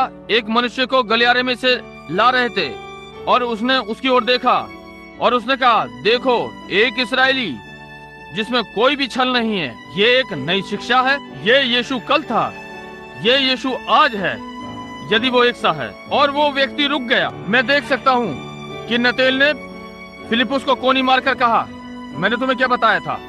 मैंने क्या बताया था? उसने कहा रब्बी, जिसका अर्थ है गुरु, या आज हम जो भी इसे कहें आप जानते हैं, वास्तव में सही हिब्रू शब्द गुरु है। कहा रब्बी, तूने मुझे कभी नहीं देखा, तू मेरे विषय में कोई बात कैसे जानता है? मैंने तुझे कभी अपने जीवन में नहीं देखा।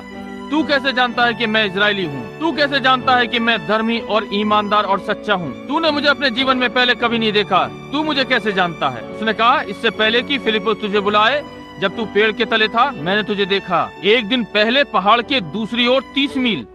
क्या आंखें हैं! अब उसने क्या कहा? उसने कहा रब्बी, तू परमेश्वर का पुत्र है, तू इजराइल का राजा है। यदि यहूदी ये पहचान ले। अब ठहरिए, ये चुना हुआ यहूदी था। कितने चुनाव में विश्वास करते हैं? ओ, बहुत से लोग हैं जो ये कभी स्वीकार नहीं करेंगे, समझे?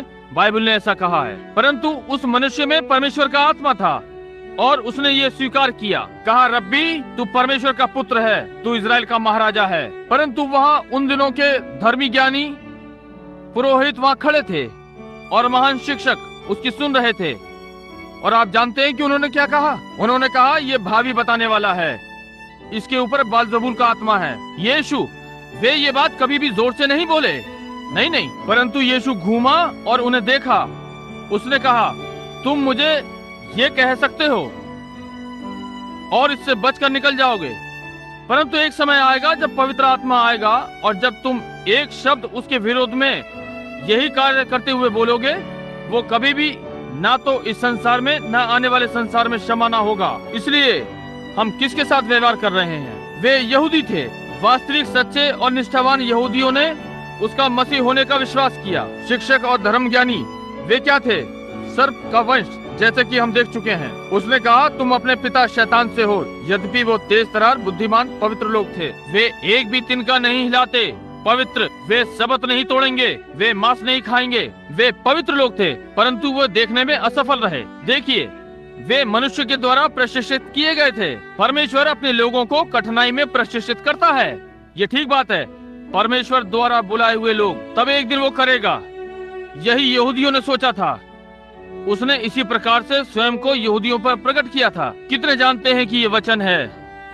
ठीक है। अब यदि अपने आप को उसने यहूदियों पर प्रकट किया, तो वो यीशु कल था यहूदियों के साथ। अब आपने कहा सामरी उसके आने की राह देख रहे थे। जी हाँ, वे, परंतु अन्य जातियां नहीं, केवल सामरी। जब वो पहले सामरियों से मिला, उसे सामरिया होकर जाना अवश्य था। और वो रुका और अपने चेलों को खाना लेने के लिए लगभग 12 बजे भेजा। वो कुएं पर बैठ गया। एक स्त्री निकल कर आई, आरंभ किया। अब इस देश में हम जानते हैं कि वो स्त्री बदनाम थी, एक सड़क छाप महिला, आप जानते हैं, वेश्या। और इस प्रकार वो आई और अपनी बाल्टी कुएं में उतारने लगी कि कुछ पानी ले। और उसने एक आवाज को कहते सुना, स्त्री, मुझे पानी पिला। और उसने देखा और वहाँ एक अधेड़ आयु का यहूदी बैठा था। वो 30 के लगभग का था, परंतु बाइबल ने कहा वो 50 का दिखता था। उन्होंने कहा, तू 50 वर्ष से अधिक का नहीं, और कहता है कि तूने अब्राहम को देखा? उसने कहा, इससे पहले कि अब्राहम था मैं हूँ। समझे? बूढ़ा सा दिखाई पड़ता होगा अपने कार्य के कारण, उसकी मानव देह। और उसने देखा, वो जान गई कि वो यहूदी था। बोली, श्रीमान, तुम यहूदियों का यह व्यवहार नहीं कि इस प्रकार की चीज मांगो। हम लोग एक दूसरे से कोई व्यवहार नहीं रखते। उसने कहा, स्त्री, यदि तू जानती कि तू किससे बात कर रही है, तो तू मुझसे पानी मांगती और मैं तुझे पानी लाकर देता और तुझे भरने के लिए यहाँ न आना पड़ता। वो क्या कर रहा था? उसकी आत्मा से संपर्क कर रहा था। देखा? देखिए, अब वो अपने आप को सामरियों पे प्रकट करने जा रहा था। और उसने कहा, तुम क्यों कहते हो यरूशलेम में आराधना करो? हम कहते हैं इस पहाड़ पर। उसने कहा, समय आता है और अब है जब तुम ना इस पहाड़ पर या यरूशलेम में परमेश्वर की आराधना करोगे, परंतु आत्मा और सच्चाई से। पिता ऐसों ही को ढूंढता है। वो क्या कर रहा था? उसकी आत्मा को पकड़ रहा था। और थोड़ी देर के पश्चात जब उसने पाया कि उसकी परेशानी कहाँ थी, कितने जानते हैं कि उसकी क्या परेशानी थी? उसके 5 पति थे और वो 6वें के साथ रह रही थी। इसलिए उसने कहा, स्त्री, जाकर अपने पति को यहाँ बुला कर ला। उसने कहा, मेरा कोई पति नहीं है। कहा, ये ठीक है, तेरे पास 5 थे और जिसके साथ तू अब रह रही है वो भी तेरा नहीं है। वो रुकी और उसकी ओर देखा। अब उसने ये नहीं कहा कि तू बालजबूल है श्रीमान, तू भविष्य बताने वाला है। वो जेफरसन विले के आधे प्रचारकों से अधिक जानती थी। वैश्या होने के नाते ये बात ठीक है। उसने कहा, श्रीमान, मुझे लगता है कि तू भविष्यद्वक्ता है। भविष्यद्वक्ता पे ध्यान दे, और यदि आप वचन में पीछे जाएंगे तो आपको मिलेगा वो भविष्यद्वक्ता जिसके लिए मूसा ने कहा था कि वो आएगा। देखा, प्रभु तुम्हारा परमेश्वर मेरे समान एक भविष्यद्वक्ता उठा खड़ा करेगा। उसने कहा, मुझे लगता है कि तू भविष्यद्वक्ता है। वो जानती थी वो किसी और प्रकार से नहीं जान जाएगा, इसे नहीं जाना जा सकता। कहा, मुझे लगता है कि तू भविष्यद्वक्ता है। अब यहाँ सुने, हम सामरी लोग, अब यहूदी नहीं, सामरी, हम जानते हैं जब मसीह आएगा वो हमें सारी बातें बता देगा। देखा किस प्रकार के चिन्ह को वो देख रहे थे, मसीह का चिन्ह। जब मसीह आएगा वो हमें ये बातें बताएगा। परंतु तू कौन है? उसने कहा, मैं वही हूँ जो तुझसे बोल रहा हूँ। उसने अपना घड़ा छोड़ा और नगर को दौड़ गई और कहा, आओ एक मनुष्य को देखो, उसने सारी बातें जो मैंने की मुझे बता दी। क्या यही तो मसीह नहीं? यदि उस समय ये मसीह का चिन्ह था तो ये आज भी मसीह का चिन्ह है। यदि वो है, अब स्मरण रखें, यह आश्चर्य कर्म अन्य जाति के सामने एक बार भी नहीं किया गया। ये निषेध था। क्यों? अन्य जातियों के पास कलीसियावाद के 2000 वर्ष थे, परंतु अब अन्य जातियों का समय यहाँ पर समाप्ति पर है और रूस साम्यवाद के बमों की दिशा अंत में भी आपकी ओर है। चिंता न कीजिए, ये आ रहा है। बाइबल ऐसा ही कहती है। ये यहाँ पर आपके नाम के साथ लिखा हुआ है और ये एक सेकंड में धूल बन जाएगा। सारा का सारा राष्ट्र ये पूर्णतः भस्म हो जाएगा। ध्यान दें, ये परमेश्वर कर रहा है। मैं जानता हूँ कि वे स्वतंत्रता के राजा, वे मूर्ति पूजकों के झुंड हैं, परंतु क्या परमेश्वर ने मूर्ति पूजकों को, राष्ट्र को, इजराइल को सीधा करने के लिए नहीं उठाया? पिछले बीते दिनों में बाइबल दावा करती है कि रूस और साम्यवाद परमेश्वर के हाथों में है कि इस भूमि के लोगों को पूरी तरह से साफ कर दें। परंतु इससे पहले ये घटित हो, रैप्चर आता है और कलीसिया को घर ले जाता है, इससे पहले कि ये घटित हो। और यदि ये इतना समीप है तो रैप्चर कितना समीप है, इससे भी समीप। इसलिए आप देखिए, क्यों मैं इस प्रकार प्रचार करता हूँ, क्यों मैं इतना कड़ा परिश्रम करता हूँ जितना कि कर सकता हूँ, जबकि परमेश्वर सब कुछ जो वो कर सकता है कर रहा है, ताकि चुने हुओं को पहुँचे, ताकि स्त्री के वंश को निकाल लाए, ताकि सर्प वंश को दंड मिले। ये बिल्कुल ठीक बात है, यही उसने करने की प्रतिज्ञा की है। अब यदि यीशु ने स्वयं को यहूदियों के सन्मुख प्रकट किया है और सामरियों के सामने उन चिन्हों के द्वारा, और हमें बगैर उन्हीं चिन्हों के द्वारा प्रकट हुआ जाने देगा, वो अन्यायी है। यदि वो हमें ले और ये कहने के द्वारा हम मेथोडिस्ट हैं, हम बैप्टिस्ट हैं, हम कैथोलिक हैं, हम प्रेस्बिटेरियन हैं, नहीं श्रीमान, वो हमें ठंडे धर्म ज्ञान से लेगा, उन्हीं चिन्ह चमत्कारों के साथ जैसे पहले आया था और किए थे। यदि वो आज, कल और सर्वदा एक सा है, तो हम उस दिन में पहुंच गए हैं। अब हम वही हैं, बाइबल से, गवाहों से, आत्मा से, विज्ञान से, हर चीज सिद्ध करती है कि वो यहाँ है। मेरी इच्छा है, मेरे पास शक्ति होती कि ये लोगों में घुसा दूं, कि उन्हें ये दिखाई पड़े। आप जो यहाँ जेफरसन विले के लोग मेरे लोग हैं, मैं आप लोगों के साथ बड़ा हुआ हूँ और मैं आपसे प्रेम करता हूँ। मुझे हठ धर्मी न समझे। आप सोचते हैं कि ये भविष्यवाणियां 37 की बाढ़ को फिर से देखें। आप लोग जब इस कलीसिया पर हंसे थे और मैंने कहा था यहाँ स्प्रिंग सड़क पर 22 फुट ऊपर होने के 6 महीने पहले, मुझे एक बार भी बताए कोई भी बात जो कही गई, यहोवा यूं कहता है, ये वाली बात सही निकली कि नहीं? मुझे एक बात बताएं जो उसने कभी कही हो, कभी नहीं हुआ, वो सत्य है। वो आज भी ये सत्य है और ये सदा सत्य रहेगा। अब हम नहीं ला सकते। मेरा अनुमान है यहाँ पर 100 या अधिक लोग प्रार्थना के लिए हैं। हम सबको एक साथ नहीं ला सकते। हम उतने बुलाते रहेंगे जितने एक बार में आ सकते हैं और उन्हें तब तक लाते रहेंगे जब तक सब यहाँ ना आ जाएं। अब मैं ये आरंभ करने जा रहा हूँ। मैं विश्वास करता हूँ बिली पॉल यहाँ नहीं है। क्या वो पीछे है? कहे कि वो यहाँ आगे आए। मैं देखना चाहता हूँ यदि उसने दिए हैं। तुमने कौन से प्रार्थना पत्र दिए हैं? क्यों के प्रार्थना पत्र? क्यों? अपने प्रार्थना पत्रों पे देखें, इस पर क्यों 1 से 100 तक होगा। ठीक है, हम सबको एक समय में ऊपर नहीं ला सकते, परंतु एक बार में थोड़े थोड़े, जब तक हम सबको यहाँ ना ले आए। हम चाहते हैं वे एक एक करके आए जब तक सब पर प्रार्थना ना हो जाए। अब देखिए, मैं चाहता हूँ कि हर कोई अंदर और बाहर इसे सोचे, और इस सभा के समाप्त होते होते मैं इस कलीसिया को पास्टर नेविल को समर्पित करता हूँ। अब सबको उन्हें समर्पित करता हूँ और उन्हें परमेश्वर को। भाई नेविल यहाँ हैं। मैं आप सबको जो पीछे हैं निमंत्रण देता हूँ। भाई नेविल एक बहादुर सिपाही हैं। वो मसीह के वास्तविक सेवक हैं, पुराने मेथोडिस्ट प्रचारक।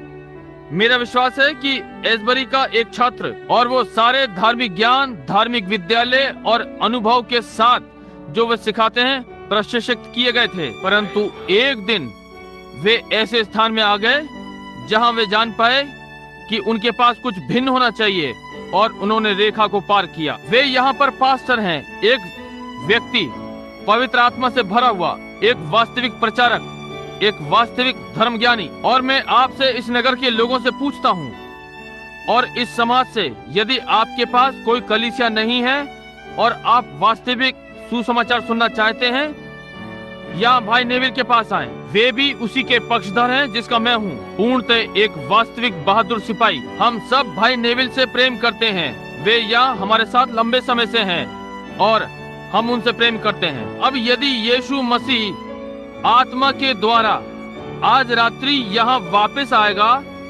और उन्हीं कार्यों को करेगा जो उसने जब पृथ्वी पर था तब किए थे, यहूदी और सामरियों में, तो वही चीज वो आप अन्य जातियों के लिए करेगा। आप में से कितने कहते हैं मैं उसका पूरे हृदय से विश्वास करूंगा और उसे यही स्वीकार करूंगा? ध्यान रखें कि आप कौन सी कलीसिया से संबंधित हैं, उससे कुछ नहीं। आप कहते हैं कि आप चाहते हैं कि मैं मेथोडिस्ट गिरजा जाना छोड़ दूं? नहीं श्रीमान। बैप्टिस्ट? नहीं श्रीमान। आप जहां चाहें वहां जाएं, क्योंकि परमेश्वर के बालक उन हर कलीसियाओं में हैं, निश्चय ही उसके पास हैं, और आप हो सकता है उनमें से एक हों। और मैं आपसे वैसे ही प्रेम करता हूं जैसे ब्रनम टर्मिनिकल के सदस्य से। मेरे लिए इसमें कोई भी थोड़ी सी भी भिन्नता न रखें। आप मेरी सेवकाई के द्वारा मुझे जानते हैं हर कहीं। मैं विश्वास करता हूं कि परमेश्वर अपने बालकों से प्रेम करता है। इसका कोई मतलब नहीं कि वे किस छाप को पकड़े हुए हैं, ये वो जो आपके हृदय में है, परंतु हम केवल संगति के लिए निमंत्रण देते हैं। आने के लिए आपका स्वागत है। अब कोई भी जानता है, और आप जेफरसन विले के लोग जानते हैं, इसे छोड़ बहुत सी बातें जो कही गई और की गई और पहले से बताई गई, उनमें से प्रत्येक बिल्कुल सही सिद्ध रूप से घटित हो रही है। यहाँ जेफरसन विले में कितने लोग जानते हैं कि ये सत्य है? जितने आसपास जानते हैं अपने हाथ खड़ा करें। अब आप जो नगर से बाहर के लोग हैं, आप समझे मेरा क्या भी अर्थ है? कितने नगर से बाहर के हैं जो कभी मेरी सभाओं में थे और देखा बिल्कुल वैसे ही घटित हुआ जैसे कि कहा गया था? अपने हाथ उठाएं कि जेफरसन विले के लोग देखें। समझे? बाइबल ने कहा 2 या 3 गवाहों के मुख से हर बात ठहराए जाए। सारे संसार में यही है, तो फिर हम किसकी प्रतीक्षा कर रहे हैं? हमारे पास, हमारे हाथों में हर चीज है। प्रभु यीशु के द्वारा उसने हमें हर चीज मुफ्त में दी है। अब हम प्रार्थना पंक्ति को आरंभ करेंगे, और यदि यीशु मसीह आज रात्रि यहाँ करे, अब कितने आप में से प्रभु यीशु के चित्र को जानते हैं? वो ज्योति अब इस सब के विषय में जानते हैं। व्यवहारिक रूप से ये वॉशिंगटन डीसी में है, उस बढ़िया व्यक्ति के द्वारा जो पिछले कुछ वर्षों से एडगर हूवर के पास था, जॉर्ज जे लेसी, उंगली छाप के दस्तावेजों के लिए। उसके हस्ताक्षर यहाँ हमारे पास कागज में हैं। ये वास्तव में, उसने कहा, एक बार उसने सोचा कि ये मनोविज्ञान था, मैं लोगों के मस्तिष्क को पढ़ रहा था। उसने कहा, परंतु श्रीमान ब्रनम, यांत्रिक आंख, कैमरा मनोविज्ञान को चित्रित नहीं करेगा। प्रकाश लेंसों से टकराया है, और ये सब हमारे पास कागजों पर लिखा हुआ है, चित्र के साथ गया है कि प्रकाश लेंसों से टकराया। कितने अब भी जीवित हैं जब ये पहले मानव के समक्ष प्रकट हुआ? वहाँ नदी पर जब मैं वहाँ सैकड़ों को बपतिस्मा दे रहा था, उस दिन वहाँ, यहाँ भवन में है, हाथ खड़ा करें। यहाँ 3 या 4 हाथ हैं जो अब भी जीवित हैं। वर्षों पहले वहाँ नदी पर जब वो नीचे आया और प्रभु का संदेश आया, अब भी वैसा ही है। क्या उसने वही किया जो उसने वहाँ कहा था? ये सेवकाई में प्रचार करूंगा, ये समस्त संसार में बेदारी लाएगा मसीह के दूसरे आगमन से पहले। देखिए इसने क्या किया। ये उनके ओरल रॉबर्ट्स के मुख से निकला, और ये उन सब के, समझे, और ये समस्त संसार में गया, हर राष्ट्र, हर प्रकार के लोग, भाषा में गया। बेदारी की आग जल रही है, महान चंगाई सभाएं, समझे। अब तैयार हो जाएं, अंदर और बाहर जहां कहीं भी आप हैं, मसीह को ग्रहण करें। क्या आज रात्रि आप करेंगे? अब से आगे मैं अपने आप को प्रभु यीशु को समर्पित करता हूँ, ताकि मैं योग्य हो सकूं कि स्वयं को आत्मा को दे दूं। केवल यीशु मसीह को बड़ा करूं, ना कि स्वयं को, परंतु यीशु मसीह को, ताकि ये लोग, मेरे मित्र इस नगर के अंदर और बाहर जान सकें कि जो सुसमाचार मैंने प्रचार किया है पूर्णतः सत्य है, और मसीह यहाँ पर सत्य को सिद्ध करने के लिए है अपने वचन और उसके आत्मा के द्वारा। हमें उन्हें केवल एक बार बुलाना है, ताकि हम नंबर 1 क्यू से आरंभ करेंगे। नंबर 1 किसके पास है ये? यदि आप अभी नहीं खड़े हो सक रहे हैं, एल्डर आपको उठाएंगे। हम आप में से प्रत्येक को लेना चाहते हैं। क्यू नंबर 1 भाई हिकरसन, बिली पॉल या ठहरें, डॉक उनकी सहायता करने को जा रहे हैं। क्यू नंबर 1 आप अपना हाथ उठाएंगे जिसके पास भी ये है। क्या आपको निश्चय है कि वो क्यू था? ओ मुझे खेद है। ठीक है, यहाँ ऊपर आए, उन्हें गलियारे से होते हुए यहाँ Q1 है। ठीक है। नंबर 2 कृपया अपना हाथ उठाएं। ठीक है, एक महिला वहाँ पीछे बैठी है। ठीक है, महिला आप आए यहाँ की ओर से अपना रास्ता बना लें, यदि आप लोग उसे आने दें।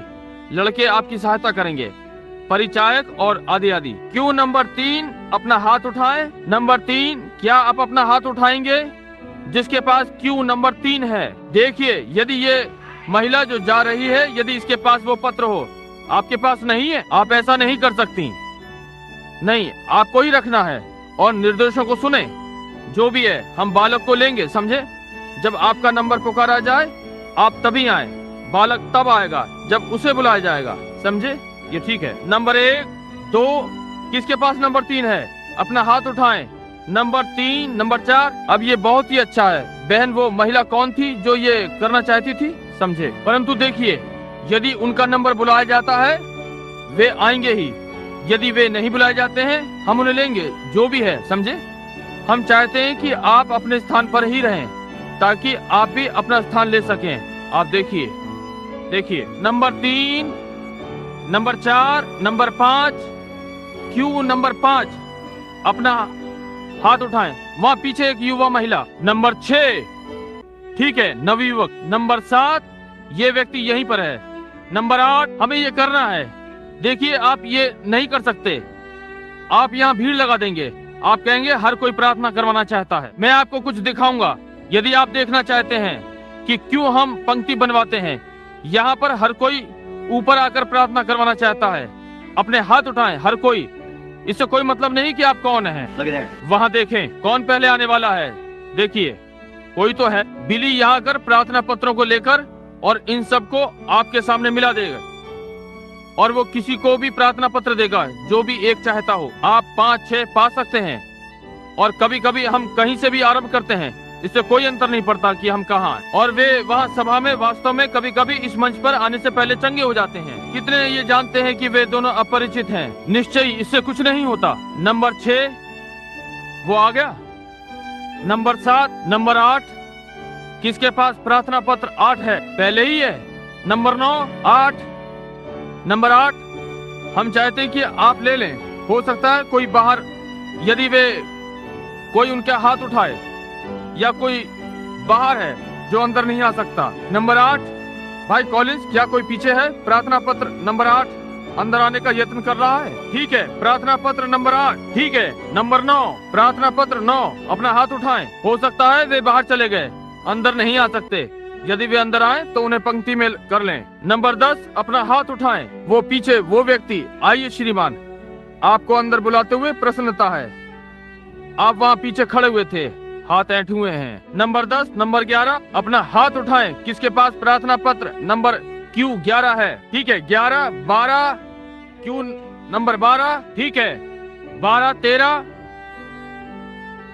कृपया 13 अपना हाथ उठाए ताकि मैं देख सकूं। प्रार्थना पत्र 13 क्यू 13 14 15 बिली, तुमने कितने पत्र बांटे हैं? 100 13 14 15 नहीं है? प्रार्थना पत्र 13 14 और 15।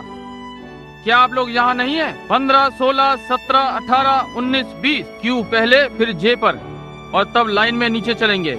मैं सोचता हूँ वे इन्हें लेने का यत्न कर रहे हैं। पहले देखिए, जब हम इन्हें बुला लें हम दूसरों को लेंगे जैसे कि हम आते हैं। क्या कहा? यही है। आपने देखा हमने काट दिए हैं इस प्रातः और लोग वापस नहीं जाते। हो सकता है, समझे? ठीक है, हम इस छोटे से ही आरंभ करें। कैसे?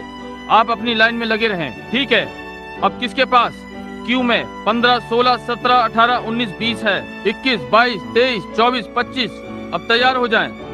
जैसे ही ये पूरा हो जाए, अब यहाँ हमारी ये पंक्ति पूरी हो गई है और तब हम उनके पास आएंगे और पंक्ति में आगे बढ़ेंगे। तब बाकी बचे हुए पत्रों को लेंगे जे जहाँ से हमने छोड़ा था और फिर अंत तक पूरा करेंगे। अब कुछ क्षणों के लिए पूर्ण भक्ति भाव में रहें। अब मेरी इच्छा है कि हमारे पास बैठने का स्थान होता। मेरी इच्छा है कि हमारे पास कोई विधि होती कि मैं ये कर सकता, परंतु हमारे पास है नहीं। परंतु मैं चाहता हूँ कि आप जैसे हैं भक्ति भाव में हैं। ये अब भी जल्दी है, 9 बजने में 10 मिनट हैं। अगले आधे घंटे में सभा समाप्त हो जाएगी, इसलिए ये सभा का समापन है। और इसलिए अब वास्तविक भक्ति भाव में रहें और बहुत शांत रहें, इधर उधर ना घूमें। और यहाँ पर कितने हैं जिनके पास प्रार्थना पत्र नहीं है और तो भी आप प्रार्थना करवाना चाहते हैं? अपने हाथ उठाएं। भाई ये तो चारों ओर हैं। अब यदि आपके पास प्रार्थना पत्र नहीं है, मैं आपको कुछ वचन देना चाहता हूँ। एक बार हमारा प्रभु एक मृत छोटी लड़की को जीवित करने जा रहे थे जो अभी मरी नहीं थी, याईर की पुत्री। और एक स्त्री ने अपने हृदय में कहा, मैं उसका विश्वास करती हूँ कि वो पवित्र मनुष्य है, मैं उसका मसीह होने का विश्वास करती हूँ। और उसको कई वर्षों से लहू जाने का रोग था और वो भीड़ में घुस गई और उसका वस्त्र छुआ। कभी ये कहानी पढ़ी है? और ये शुरू का बोला, किसने मुझे छुआ? और पतरस ने उसे डांटा। उसने कहा, अरे सब कोई तुझे छू रहे हैं और तू क्यों कहता है कि मुझे किसने छुआ? उसने कहा, मैं कमजोर हुआ, सामर्थ शक्ति मुझ में से निकली। देखिए इससे आपको क्या होता है? दर्शन। मैं दुर्बल हुआ, मुझ में से शक्ति निकली। उसने चारों ओर सभा की ओर देखा जब तक कि उसने महिला को ढूंढ नहीं लिया। वो डर गई थी, उसने सोचा उसने कुछ गलत कर दिया, परंतु उसने उसकी ओर देखा और उसने उसके लहू जाने के विषय में बताया और कहा, तेरे विश्वास ने तुझे चंगा किया। कितने जानते हैं कि ये सत्य है? अब आप बाइबल के ज्ञाता हो। क्या बाइबल ये कहती है? यीशु मसीह इस समय एक महायाजक है, हमारा महायाजक, जिसे कि हम अपनी दुर्बलता की भावनाओं से छू सकते हैं। कितने ये जानते हैं? यदि वो महायाजक है तो वो अब भी हमारी दुर्बलताओं की भावनाओं से छुआ जा सकता है। वो कैसे कार्य करेगा? यदि वो कल, आज और सर्वदा एक सा है, उसे उसी प्रकार कार्य करना है जैसे तब किया था।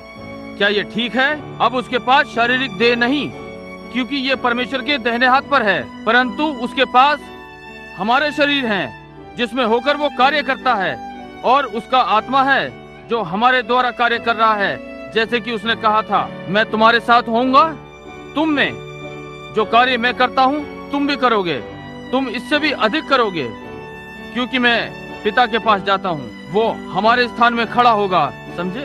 परंतु वो हमें अपने आत्मा से अभिषेक करेगा। अब आप जो यहाँ सभा में हैं, आप केवल इस ओर देखें और मुझे ऐसे ना देखें जैसे भाई ब्रनम। आप कहें, प्रभु यीशु आप महायाजक हैं और आप इस भवन में हैं और मैं आपको अपनी दुर्बलता के साथ छूना चाहता हूँ। आपको बता रहा हूँ कि मैं बीमार हूँ और आप इसे मेरे साथ प्रमाणित करें। और जैसे भाई ब्रनम आपके आत्मा के द्वारा ऐसे घूमे और मुझे वैसे ही बताएं जैसे आपने उस स्त्री को बताया, ये तय कर देगा। मैं आपके विश्वास को प्रभु के नाम में ये करने के लिए चुनौती देता हूँ। अब देखिए यदि ये ठीक है कि नहीं। आप परमेश्वर से ये मांगे यदि ये इस प्रकार होता है या नहीं। अब वास्तविक भक्ति भाव में रहें। अब आप अपने रोगियों को ला सकते हैं, या ये क्या मनुष्य? ठीक है, पहली बात, पंक्ति के इस भाग, यहाँ पर बहुत सारे लोग हैं। हम लोगों को दूर रखना चाहते हैं, जेफरसन विले के लोगों को। केवल नगर के बाहर के लोग अंदर आने का यत्न कर रहे हैं, क्योंकि इस प्रकार की पंक्ति में यदि लोग यहाँ से होंगे, जेफरसन विले के आसपास से, वे कहेंगे, क्यों भाई ब्रनम इन लोगों को जानते हैं। निश्चय ही ये बात है, परंतु व्यवहारिक रूप में ये कभी भी अफ्रीका और भारत में और एशिया और यूरोप में और समस्त संसार के दूसरे स्थानों में नहीं थे। परंतु मैं ये नहीं जानता। मैं विश्वास करता हूँ अब ये सारे लोग जो यहाँ पंक्ति में हैं, मेरी ओर अपरिचितों के समान मुझे देख रहे हैं। क्या आप मेरे लिए अपरिचित हैं? यदि आप हैं तो अपने हाथ ऊपर उठाएं। ठीक है, ये अच्छा है। यहाँ सभा में मेरे लिए कितने अपरिचित हैं? या आप जानते हैं कि मैं नहीं जानता कि आपके साथ क्या परेशानी है? कोई मतलब नहीं वो कौन है, निश्चय ही आप नहीं देखते, परंतु वो देखता है। अब मैं नहीं कहता कि वो करेगा, परंतु यदि वो चाहेगा तो उसे ठीक यहाँ पर उपस्थित करेगा। अब ये व्यक्ति यहाँ है, मैं विश्वास करता हूँ कि उसने हाथ उठाया है कि वो और मैं एक दूसरे के लिए अपरिचित हैं, हम लोग अपरिचित हैं। मैंने इस व्यक्ति को अपने जीवन में कभी नहीं देखा, उसने मुझे अपने जीवन में कभी नहीं देखा।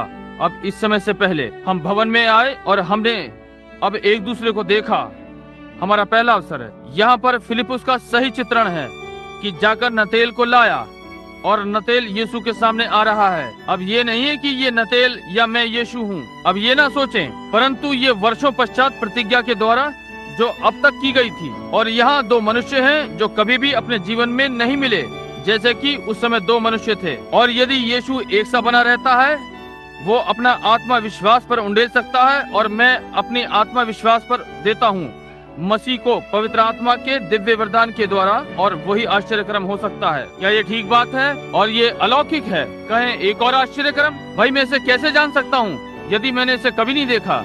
यहाँ मेरा हाथ है, हम पहले कभी नहीं मिले, हम यहाँ पर पहली बार खड़े हैं। परमेश्वर उसे जानता है, मैं नहीं। अब ध्यान रखें, मेरे लिए प्रार्थना में रहें। अब कभी कभी इस समय में आत्मा अभिषेक करता है, अब इतना कुछ कर रहा है जब तक कि एक प्रकार से ठीक है।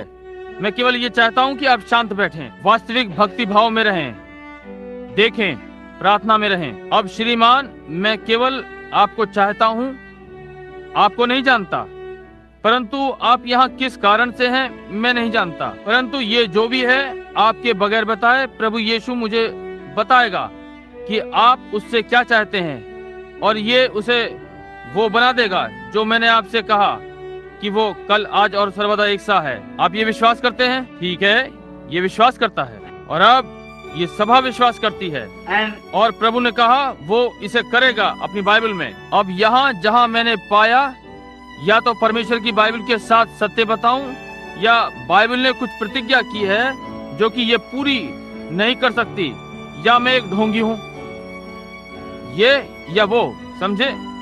ये ठीक बात है। देखिए आप स्वयं को कहाँ रखते हैं। मैंने ये हजारों हजार लोगों की आलोचना को सामने किया है, परंतु मैं जानता हूँ कि वो प्रतिज्ञा करता है और वो अपनी प्रतिज्ञा को पूरा करता है। अब मैं इसे यहाँ आरंभ होते हुए देखता हूँ। मैं आपके चारों ओर मंचों पर लोगों को देखता हूँ, और बाहर सभा के हमारे पास कभी भी कोई चारों ओर नहीं था, समझे? यहाँ बीमार लोग हैं। जैसे ही ये आरंभ होता है आप इसे अनुभव कर सकते हैं, ये पवित्र आत्मा है।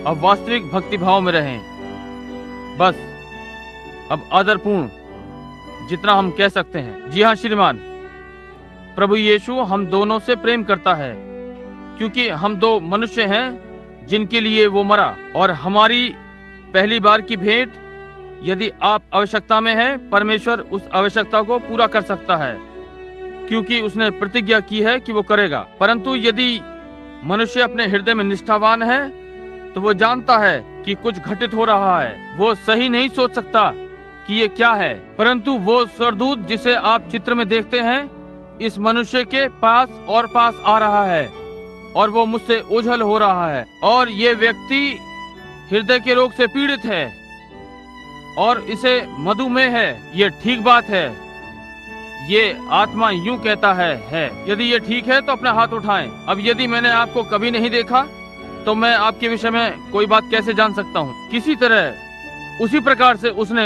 वहां जाना। क्या ये ठीक है? क्या सभा इसका विश्वास करती है? क्यों ना हम अपना थोड़ा सा समय लें ताकि आप देख सकें कि कुछ अनुमान लगाना नहीं है ये। अब हम कुछ और लें और थोड़ा देखें यदि पवित्र आत्मा हम पर कुछ और प्रकट करे। चलिए इस मनुष्य से जो यहाँ खड़ा है थोड़ी सी बात करें, 1 मिनट। हो सकता है इसके जीवन में कुछ और हो सकता है उसके साथ कुछ और गड़बड़ी हो, मैं नहीं जानता। वास्तव में मैं नहीं जानता कि मैंने क्या कहा। मुझे यहाँ इस लेखे में देखना पड़ेगा, क्योंकि देखिए ये दर्शन है। आप देखिए ये कहाँ पर था। हाँ, अब मैं इसे देखता हूँ। ये कुछ इसके लहू के विषय में है। ये मधु, जी हाँ, ये मधुमेह है। इसे मधुमेह है और ये हृदय रोग में बढ़ गई, जो कि हृदय के डर का कारण है। कभी कभी ये इसे होता है, और ये इस नगर से नहीं है, परंतु ये इंडियाना से, उस स्थान के पास से जो बॉर्डन कहलाता है, वहां से है। मैं बॉर्डन देखता हूँ, आप बॉर्डन से हैं। ये यहोवा यूं कहता है, यही है। और आपके जीवन में कुछ गड़बड़ी है। यहाँ पर ये दूसरी चीज है। मैं यहाँ दर्शन में एक स्त्री को प्रकट होते हुए देखता हूँ, क्योंकि ये आपकी पत्नी है और उसे किसी चंगाई की आवश्यकता है और वो एक प्रकार की खांसी से पीड़ित है। ये उसे दमा है और आपके जीवन में भी कुछ गड़बड़ी है जिसके लिए आप यत्न कर रहे हैं। विश्वास से आप पेंतिकोस्तल हैं, क्योंकि आप देखिए एक पेंतिकोस्तल सभा में जहां वे चिल्ला रहे हैं और अपने हाथों से तालियां बजा रहे हैं और आप छोड़ने का यत्न कर रहे हैं। आप धूम्रपान करते हैं, आप इसी से पीछे छुड़ाने का यत्न कर रहे हैं, सिगरेट पीने से। ये बिल्कुल ठीक बात है। ये यहोवा यूं कहता है ये सत्य है कि नहीं? निश्चय ही। ये समझे? क्या विश्वास करते हैं कि अब वो यहाँ पर उपस्थित है? क्या आप अपनी चंगाई को स्वीकार करने के लिए तैयार हैं? आइए हम अपने सिर को झुकाएं। प्रभु परमेश्वर जिसने यीशु मसीह को जिलाया, जो अब उपस्थित है, प्रभु ये मनुष्य यहाँ जो कि परमेश्वर की आशीषों के लिए कि उस पर ठहरे उपस्थित है, हम प्रार्थना करते हैं कि आप उसके हृदय की इच्छा को प्रदान करेंगे, यीशु मसीह के नाम में, आमीन। अपने घर वापस जाएं और जैसा आपने विश्वास किया है वैसा ही पाएं, उसी प्रकार से ये होगा। परमेश्वर आपको आशीष दे। क्या आप विश्वास करते हैं? सर्वशक्तिमान परमेश्वर जिसने ये बाइबल लिखी, जिसका आत्मा यहाँ पर उपस्थित है, ये जानता है कि मैंने इस मनुष्य को अपने जीवन में जानते हुए कभी नहीं देखा इस मिनट तक, परंतु मैं एक बात जानता हूँ कि पवित्र आत्मा यहाँ पर है। मैं नहीं जानता कि वो क्या करेगा, परंतु मैं जानता हूँ कि वो यहाँ पर है। क्या ये वही महिला है? ठीक है। क्या हम एक दूसरे के लिए अपरिचित हैं? आपने मुझे एक सभा में देखा है, परंतु मैं आपको नहीं जानता। ये ठीक बात है। ठीक है, तो फिर आप यहाँ किसी उद्देश्य से हैं। अब ये महिला यहाँ हो सकती है, ये मसीह भी हो सकती है या नहीं भी, ये आलोचक भी हो सकती है। यदि ये है, देखिए कि क्या होता है, समझे? और मैं नहीं जानता कि वो यहाँ किस लिए है। मेरी माँ यहीं कहीं भवन में बैठी हुई है, एक अधिक आयु की महिला। क्या आप सोचते हैं कि मैं उस बेचारी को नुकसान पहुँचाने का यत्न करता हूँ? आप सोचते हैं कि मैं उसके पास एक धोखेबाज के समान आऊंगा? निश्चय ही मैं नहीं आऊंगा, बल्कि इससे तो मैं मंच छोड़कर और घर चला जाऊँ। मैंने सुसमाचार प्रचार किया है, परंतु ये सब संदेश के साथ नहीं चलेगा। मसीह कल, आज और सर्वदा एक सा है। चिंता नहीं कि संसार इस विषय में क्या कहता है, हमें इसके पक्ष में खड़ा होना है, चाहे जो हो। परमेश्वर ने कहा इसे करो। आपको नहीं जानता, ये सही है कि आप सभा में बैठी थी, हो सकता है जहाँ पर सैकड़ों लोग हों। मेरे पास आपको जानने की कोई विधि नहीं थी, परंतु यहाँ अब वो यूहन्ना 4 का चित्र है। एक पुरुष और एक स्त्री पहली बार भेंट कर रहे हैं। हमारा प्रभु और सामरी स्त्री फिर मिल रहे हैं। अब उन्होंने बात की, उसने उसकी आत्मा से संपर्क किया और जाना कि उसके साथ क्या गड़बड़ी है और उसे बताया, और उसने उसे पहचान लिया कि ये मसीह है। क्या आप भी वही काम करेंगी? आप करेंगी? क्या सभा भी यही कार्य करेगी? हर महिला जो यहाँ है, परमेश्वर इसे ग्रहण करे। जी हाँ, ये महिला अधीरता की स्थिति से पीड़ित है। ये इसे बहुत समय पहले से है, बहुत वर्षों से। मैं अभी इसे एक नवयुवती के समान देख सकता हूँ, परंतु ये विशेष नहीं है जिसके लिए वो प्रार्थना करवाना चाहती है। ये जोड़ों का दर्द है जिसने इसे पंगु कर दिया है। यही है जिसके लिए आप मुझसे प्रार्थना करवाना चाहती हैं। अब क्या आप विश्वास करती हैं? अब हम इससे थोड़ी सी और बात करें, हो सकता है पवित्र आत्मा इसे प्रदान करे। वास्तव में ये महिला एक विदेशी आरोही है, इसका नाम हैंसन है। ये सत्य है, नॉर्वेजियन या स्वीडन की एक। आप इस नगर से नहीं हैं, आप एक स्थान से जो कैंटन कहलाता है वहाँ से हैं। और ये एक बड़ा गाँव है जहाँ पर बहुत सा गेहूँ होता है, और ये मिनीसोटा है। आप यहीं से हैं, ये सत्य है। अब आप घर वापस जाइए, आप चंगी हो गई हैं।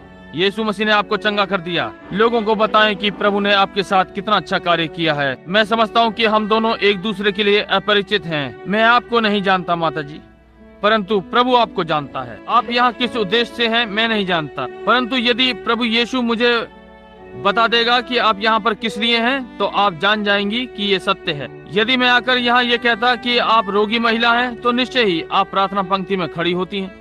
ये यही दर्शाता है। आपका परीक्षण ये दर्शाता है कि आपके कलेजे में कुछ गड़बड़ी है। उसने कहा ये सूत्रण रोग है। ये ठीक है, 1 मिनट इससे बात करूं। केवल क्या आप विश्वास करती हैं कि वो प्रभु यीशु जिसने कुएं पर उस स्त्री से बातें की, आज भी वैसे ही है? आप करती हैं। प्रतीत होता है कि आप में एक अच्छी आत्मा है। आप यहाँ से नहीं हैं, आप पूर्व से आई हैं। ओहायो से। ये ठीक है, डेटन ओहायो से यहाँ आने के लिए। ये ठीक है। मैं देखता हूँ आप किसी और के लिए प्रार्थना कर रही हैं। वो एक लड़का है, उसे हृदय रोग है, उसे फोड़ा भी है, एक अधीर किस्म का लड़का है। ये ठीक है। और आप उसके प्राण के लिए प्रार्थना कर रही हैं क्योंकि वो बचा हुआ नहीं है। ये यहोवा यूं कहता है। ये सत्य है कि नहीं? आप ठीक हो गई। वापस जाएं, उसे बताएं, हिम्मत रखें। यीशु मसीह। महिला, मैं आपको नहीं जानता। परमेश्वर आपको जानता है। यदि परमेश्वर मुझे बता दे कि आपकी क्या परेशानी है, तो क्या आप विश्वास करेंगी कि मैं उसका दास हूँ? केवल उसे सिद्ध कर रहा हूँ। देखिए, मैं क्या करना चाहता हूँ कि इन लोगों को जो ऊपर आ रहे हैं इस प्रार्थना पंक्ति में, वे उसे अनुभव कर लें कि वो यहाँ है। सभा में कुछ घटित हुआ है। वहाँ 2 महिलाएं चश्मा पहने खड़ी हैं। किसी ने उसे अपनी दुर्बलताओं में छुआ है। मैं केवल उस महिला को देख सकता हूँ। आपके कान की परेशानी समाप्त हो गई है। उस महिला को देखें, वो इसके साथ कितनी समानता में है। वे वहाँ खड़ी थीं, मैं उन्हें देख सकता था, परंतु एक ये कर रही थी और इस वाली को कुछ नहीं हुआ। इसका कारण ये है कि ये महिला किसी के लिए खड़ी है। ये ठीक बात है। और वो महिला तुम्हारी पड़ोसन है और उसे जोड़ों का दर्द है और आप उसके लिए खड़ी हैं और मैं आपको उसके लिए प्रार्थना करते हुए देखता हूँ क्योंकि वो बची हुई नहीं है और आप उसके लिए प्रार्थना कर रही हैं। ये बहादुरी की बात है। ये रुमाल उस पर डाल दें जो कि आपके हाथ में है। उसे बताएं कि संदेह ना करे और अपने जीवन को मसीह को समर्पित कर दे और जोड़ों का दर्द उसे छोड़ देगा। रो रही हैं बहन, आप परमेश्वर पर विश्वास करती हैं? आप मुझ पर उसका दास होने का विश्वास करती हैं? आप विश्वास करती हैं कि परमेश्वर मुझे बता सकता है कि आप क्यों रो रही हैं और आपकी क्या इच्छा है? यदि आप ये विश्वास करती हैं तो अपना हाथ उठाएं। क्या आप विश्वास करती हैं कि वो स्वर्ग पर उठा जाने से रह जाएगा? यदि आप ये विश्वास करेंगी तो वो जाएगा। केवल विश्वास कीजिए, बस संदेह ना करें। आप कैसे हैं? लगता है हम एक दूसरे से अपरिचित हैं। प्रभु यीशु हम दोनों को जानता है। आप स्वस्थ युवा महिला हैं, परंतु यहाँ आप अपने लिए नहीं हैं। मैं एक अस्पताल देखता हूँ, एक पलंग, और ये आपकी माँ है जिसके लिए आप प्रार्थना कर रही हैं और उस पर मृत्यु मंडरा रही है और उनके पित्ते में फोड़ा है और उन्हें कैंसर भी है। कैंसर की एक काली छाया। इस रुमाल को जिसे लिए हुए आप रो रही हैं, उसे उसके ऊपर रख दें और प्रभु के नाम पर विश्वास करें और संदेह ना करें। यदि आप संदेह ना करें तो परमेश्वर उसे वहां से निकाल लाएगा और उसे चंगा करेगा। अब संदेह ना करें, प्रभु के नाम में जाएं और विश्वास करें। क्या आप निश्चित हैं कि मसीह जीवित है? कुछ सही है। ओ, ये महिला जो पीछे वहां बैठी हुई है उस कुर्सी में, वो सर दर्द से पीड़ित है और वो प्रभु से प्रार्थना कर रही है और उस बालक की देखरेख करने के यत्न कर रही है। बहन, उसने आपकी सुन ली है। अब ये समाप्त हो गया है। महिला, अपने पैरों पर खड़ी होकर परमेश्वर की महिमा करें। केवल इसके लिए परमेश्वर को महिमा दें। देखा, उसने किसे छुआ? उसने मुझे कभी नहीं छुआ, परंतु उसने उस महायाजक को छुआ। मैं महिला को नहीं जानता, मैंने उसे अपने जीवन में कभी नहीं देखा, परंतु परमेश्वर ने उसे तभी ठीक किया। क्या यीशु को कल, आज और सर्वदा एक सा नहीं बनाता? निश्चय ही ये हो जाता है यदि तू विश्वास करे। विश्वास करने वालों के लिए सब बातें संभव हैं। ये सभा में है, कोई प्रार्थना कर रहा है। ये निर्भर करता है कि सामर्थ पहले कहाँ प्रभुता करती है। जहाँ पर आत्मा है। मैं केवल अनुकरण करके और वही कहता हूँ जो वो कहता है। मैं नहीं जानता। ओ, ये वो महिला है जो रोने के बाद अपना चश्मा पहन रही है। उसके रोने का कारण था क्योंकि वो आत्मा उस पर था। वो वहाँ है जिससे आप पीड़ित हैं। वो आपकी छोटी आंत की परेशानी है। विश्वास रखिए, ये आपको छोड़ देगी और फिर कभी वापस नहीं आएगी। मैं महिला को नहीं जानता, मैंने उसे कभी नहीं देखा, उसने मुझे कभी नहीं छुआ, उसने महायाजक को छुआ। यदि आप विश्वास करें, ये दूसरी महिला पर है। मैं किसी को चाहता हूँ जो यहाँ देखना चाहता है। उस रोती हुई महिला को देखिए, उससे अगली महिला को देखिए, साधारण रीति से बैठी है।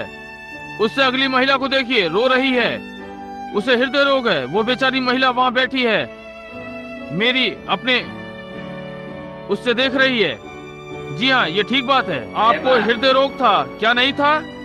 ये आप में से चला गया है। आपके विश्वास ने परमेश्वर के साथ आग लगा दी और आपने उसे छुआ। ओ, ये तो अद्भुत है। देखिए, वो महिला वहाँ अपना सर नीचे किए प्रार्थना कर रही है सफेद बालों वाली मेरे लिए अपरिचित है, वहाँ बैठी है। जी हाँ, आप घूमकर उसे देखिए, उसके पित्ते में गड़बड़ी है। वो परमेश्वर से प्रार्थना कर रही थी कि उसे हटा दे, और तब आप प्रार्थना कर रहे थे, प्रभु वो मुझे पुकारे। ये ठीक बात है। यदि ये ठीक है तो आप अपना हाथ उठाएं। मुझे आपकी प्रार्थना कैसे मालूम हो गई? ये आपके पास से चला गया। आपके विश्वास ने आपको चंगा कर दिया। घर जाएं और चंगे रहें। क्या आप विश्वास करते हैं? यदि आप विश्वास करें तो सब कुछ संभव है, परंतु आपको विश्वास करना है। अभी भी उसी क्षेत्र में मंडरा रहा है जो वहाँ बैठे हैं। ठीक यहाँ अंतिम से दूसरा, उच्च रक्तचाप। बहन, यदि आप अपने संपूर्ण हृदय से विश्वास करें तो ये समाप्त हो गया। क्या आप परमेश्वर का विश्वास करती हैं? उसे उसके वचनों पर लीजिए। ठीक है, अपने हाथ उठाएं। आप यही प्रार्थना कर रहे थे, प्रभु अगली बार वो मुझे पुकारे इस उच्च रक्तचाप के लिए। मैं आपके लिए अपरिचित हूँ। ये ठीक है तो अपना हाथ हिलाएं। ठीक है, ये आपके पास से चला गया। घर जाएं और चंगे रहें। आप देखिए ये क्या है? ये विश्वास है। और यदि तू इसका विश्वास कर सकता है, क्या आप विश्वास करते हैं? उन लोगों को देखिए जो बाहर हैं, उनके पास कोई प्रार्थना पत्र कुछ भी नहीं है। क्या आप विश्वास करने के लिए तैयार हैं? क्या इस विधि से प्रभु यीशु ने किया जब वो यहाँ पृथ्वी पर था? यहाँ है ये वाला। श्रीमान आइए। ठीक है, आप नहीं जानते उसने आपके साथ क्या किया इस बर्नम आराधनालय के साथ। अब जरा इस हाथ के ऊपर देखिए, समझे? आप जानते हैं मैं इस तरह का नहीं हूँ। ये क्या है? प्रभु का आत्मा। ये अभिषेक है। बहुत से लोग नहीं समझते कि अभिषेक का अर्थ क्या होता है। वे सोचते हैं इसका अर्थ चिल्लाना होता है। वो आनंद है। सामर्थ गंभीरता से आता है। देखिए, वो प्रभु का आनंद है। ये प्रभु का सामर्थ है। उसे चंगा करें, उसे अच्छा करें। देखिए उसने उस रात्रि छोटी लड़की के साथ क्या किया जो पंगु अवस्था में थी, उस अंधे मनुष्य के साथ, दूसरों के साथ, सब में, हर स्थान पर। श्रीमान आप कैसे हैं? मैं समझता हूँ कि हम एक दूसरे के लिए अपरिचित हैं। हम एक दूसरे को नहीं जानते। मैं आपको नहीं जानता, आप मुझे नहीं जानते। यदि ये ठीक है तो अपना हाथ उठाएं। ठीक है, ये हमारी पहली बार की मुलाकात है। अब आदरपूर्ण, यहाँ एक मनुष्य है जो मुझसे बहुत छोटा है। एक दूसरे के सामने प्रभु के समक्ष हमने हाथ उठाए हुए हैं कि हमारी पहली भेंट है। यीशु इस मनुष्य को जानता है और कुछ गड़बड़ होनी चाहिए। ये वहाँ खड़ा है, मैं नहीं जानता, परंतु यदि मैंने सत्य बताया है जिसकी परमेश्वर ने बहुत सी गवाहियों के द्वारा पुष्टि की है कि मैंने आपको सत्य बताया है कि उसके कोड़ों से तुम चंगे हुए थे। ये भूतकाल है। आपके पास मजबूत विश्वास होना चाहिए कि इन चीजों के ऊपर चढ़ जाएं। देखिए आज रात्रि यहाँ से कैंसर गायब हो रहा है। अब केवल आप उस गवाही को देखिए जो यहाँ आ रही है। वे मृत्यु की काली छायाएं। आपके प्रिय डॉक्टर ने यत्न किया होगा, सब कुछ किया कि आपका जीवन बचा ले, परंतु जब परमेश्वर कुछ कहता है तो फिर वही है। और ये मैं नहीं था, मुझे इससे कुछ लेना देना नहीं। अब यहाँ लगभग 200 हैं प्रार्थना करने के लिए। अब मैं थोड़ा सा 1 मिनट के लिए विश्राम चाहता हूँ और तब हम लोगों के लिए प्रार्थना करना आरंभ कर देंगे। उन्हें ऊपर लाएं, ना कि उन्हें पंक्ति में चलाएं, परंतु यहाँ खड़े होकर उनके लिए प्रार्थना करेंगे। जो भी प्रार्थना करवाना चाहता है मैं उसके लिए प्रार्थना करना चाहूंगा, परंतु सभा में और वे जो यहाँ मंच पर हैं, मैं चाहता हूँ कि आप पहचाने कि यीशु मसीह यहाँ है। क्या आप सब इस बात से अवगत हैं? हर कोई ये बात जानता है। अब ये बात आपके मस्तिष्क में सदा के लिए तय हो सकती है। ये व्यक्ति और मैं यहाँ अपने हाथ परमेश्वर के सम्मुख उठाए हुए हैं। हमारी पहली बार की भेंट। यदि वो इसके हृदय के गुप्त विचार को बोलेगा, जैसा कि उसने कुएं पर स्त्री के साथ किया था, या फिलिपुस के साथ, या कहीं भी सब जगह अपनी सेवकाई के काल में, यदि वो ये करेगा तो क्या ये आप सबको पुष्टि कर देगा कि ये पूर्णतः वही है प्रभु यीशु? क्या आपको श्रीमान, मेरे पास कोई विधि नहीं, कोई विचार नहीं कि आपकी क्या परेशानी है। मैं नहीं जानता कि आप पापी हैं या मसीही। मैं आपको नहीं बता सकता। वो करता है, परमेश्वर करता है, परंतु मैं आपको बता सकता हूँ। परंतु यदि वो मुझे बताए, परंतु आप एक मसीही हैं, क्योंकि जैसे ही आपकी आत्मा ने अभिषेक ग्रहण किया जो मुझ पर है, उसने इसका स्वागत किया।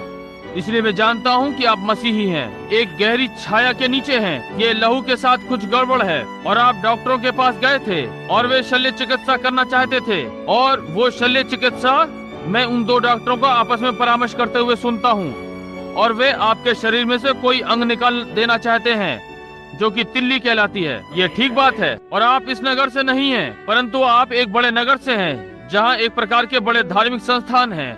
ये विटन है और आपका नाम कार्ल रोड्स, कुछ कार्ल रोड्स के समान। ठीक है श्रीमान, यदि आप अपने पूर्ण हृदय से विश्वास करेंगे तो आप अपने घर वापस जा सकते हैं और परमेश्वर आपका जीवन बचा लेगा। क्या विश्वास करते हैं? हम प्रार्थना करें। प्रभु यीशु, अब हमारे भाई के जीवन से ये बुराई दूर कर दे और यीशु मसीह के नाम में वो परमेश्वर की महिमा के लिए जीवित रहे। आमीन। भाई, परमेश्वर आपको आशीष दे। आनंद करते हुए अपने मार्ग पर जाएं। कितने अपने पूर्ण हृदय से विश्वास करते हैं? अब यही सब है जिनके लिए प्रार्थना की जानी है।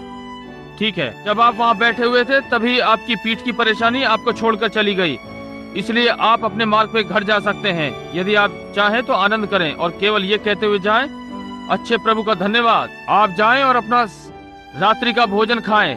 आपके पेट की परेशानी आपको छोड़ गई है। पंक्ति में आते हुए आप भी जाकर अपना मार्ग लें। केवल अपने पूर्ण हृदय से विश्वास करें। आपके जोड़ों का दर्द आपको परेशान नहीं करेगा यदि आप इसका विश्वास करेंगे। केवल बढ़ते जाएं और परमेश्वर की महिमा करें। भाई, यदि आप चाहें, ठीक है, ठीक है। क्या आप अपने पूरे हृदय से विश्वास करते हैं? कितने परमेश्वर पे विश्वास करते हैं? अब मैं यहाँ एक क्षण के लिए आगे बढ़ना चाहता हूँ।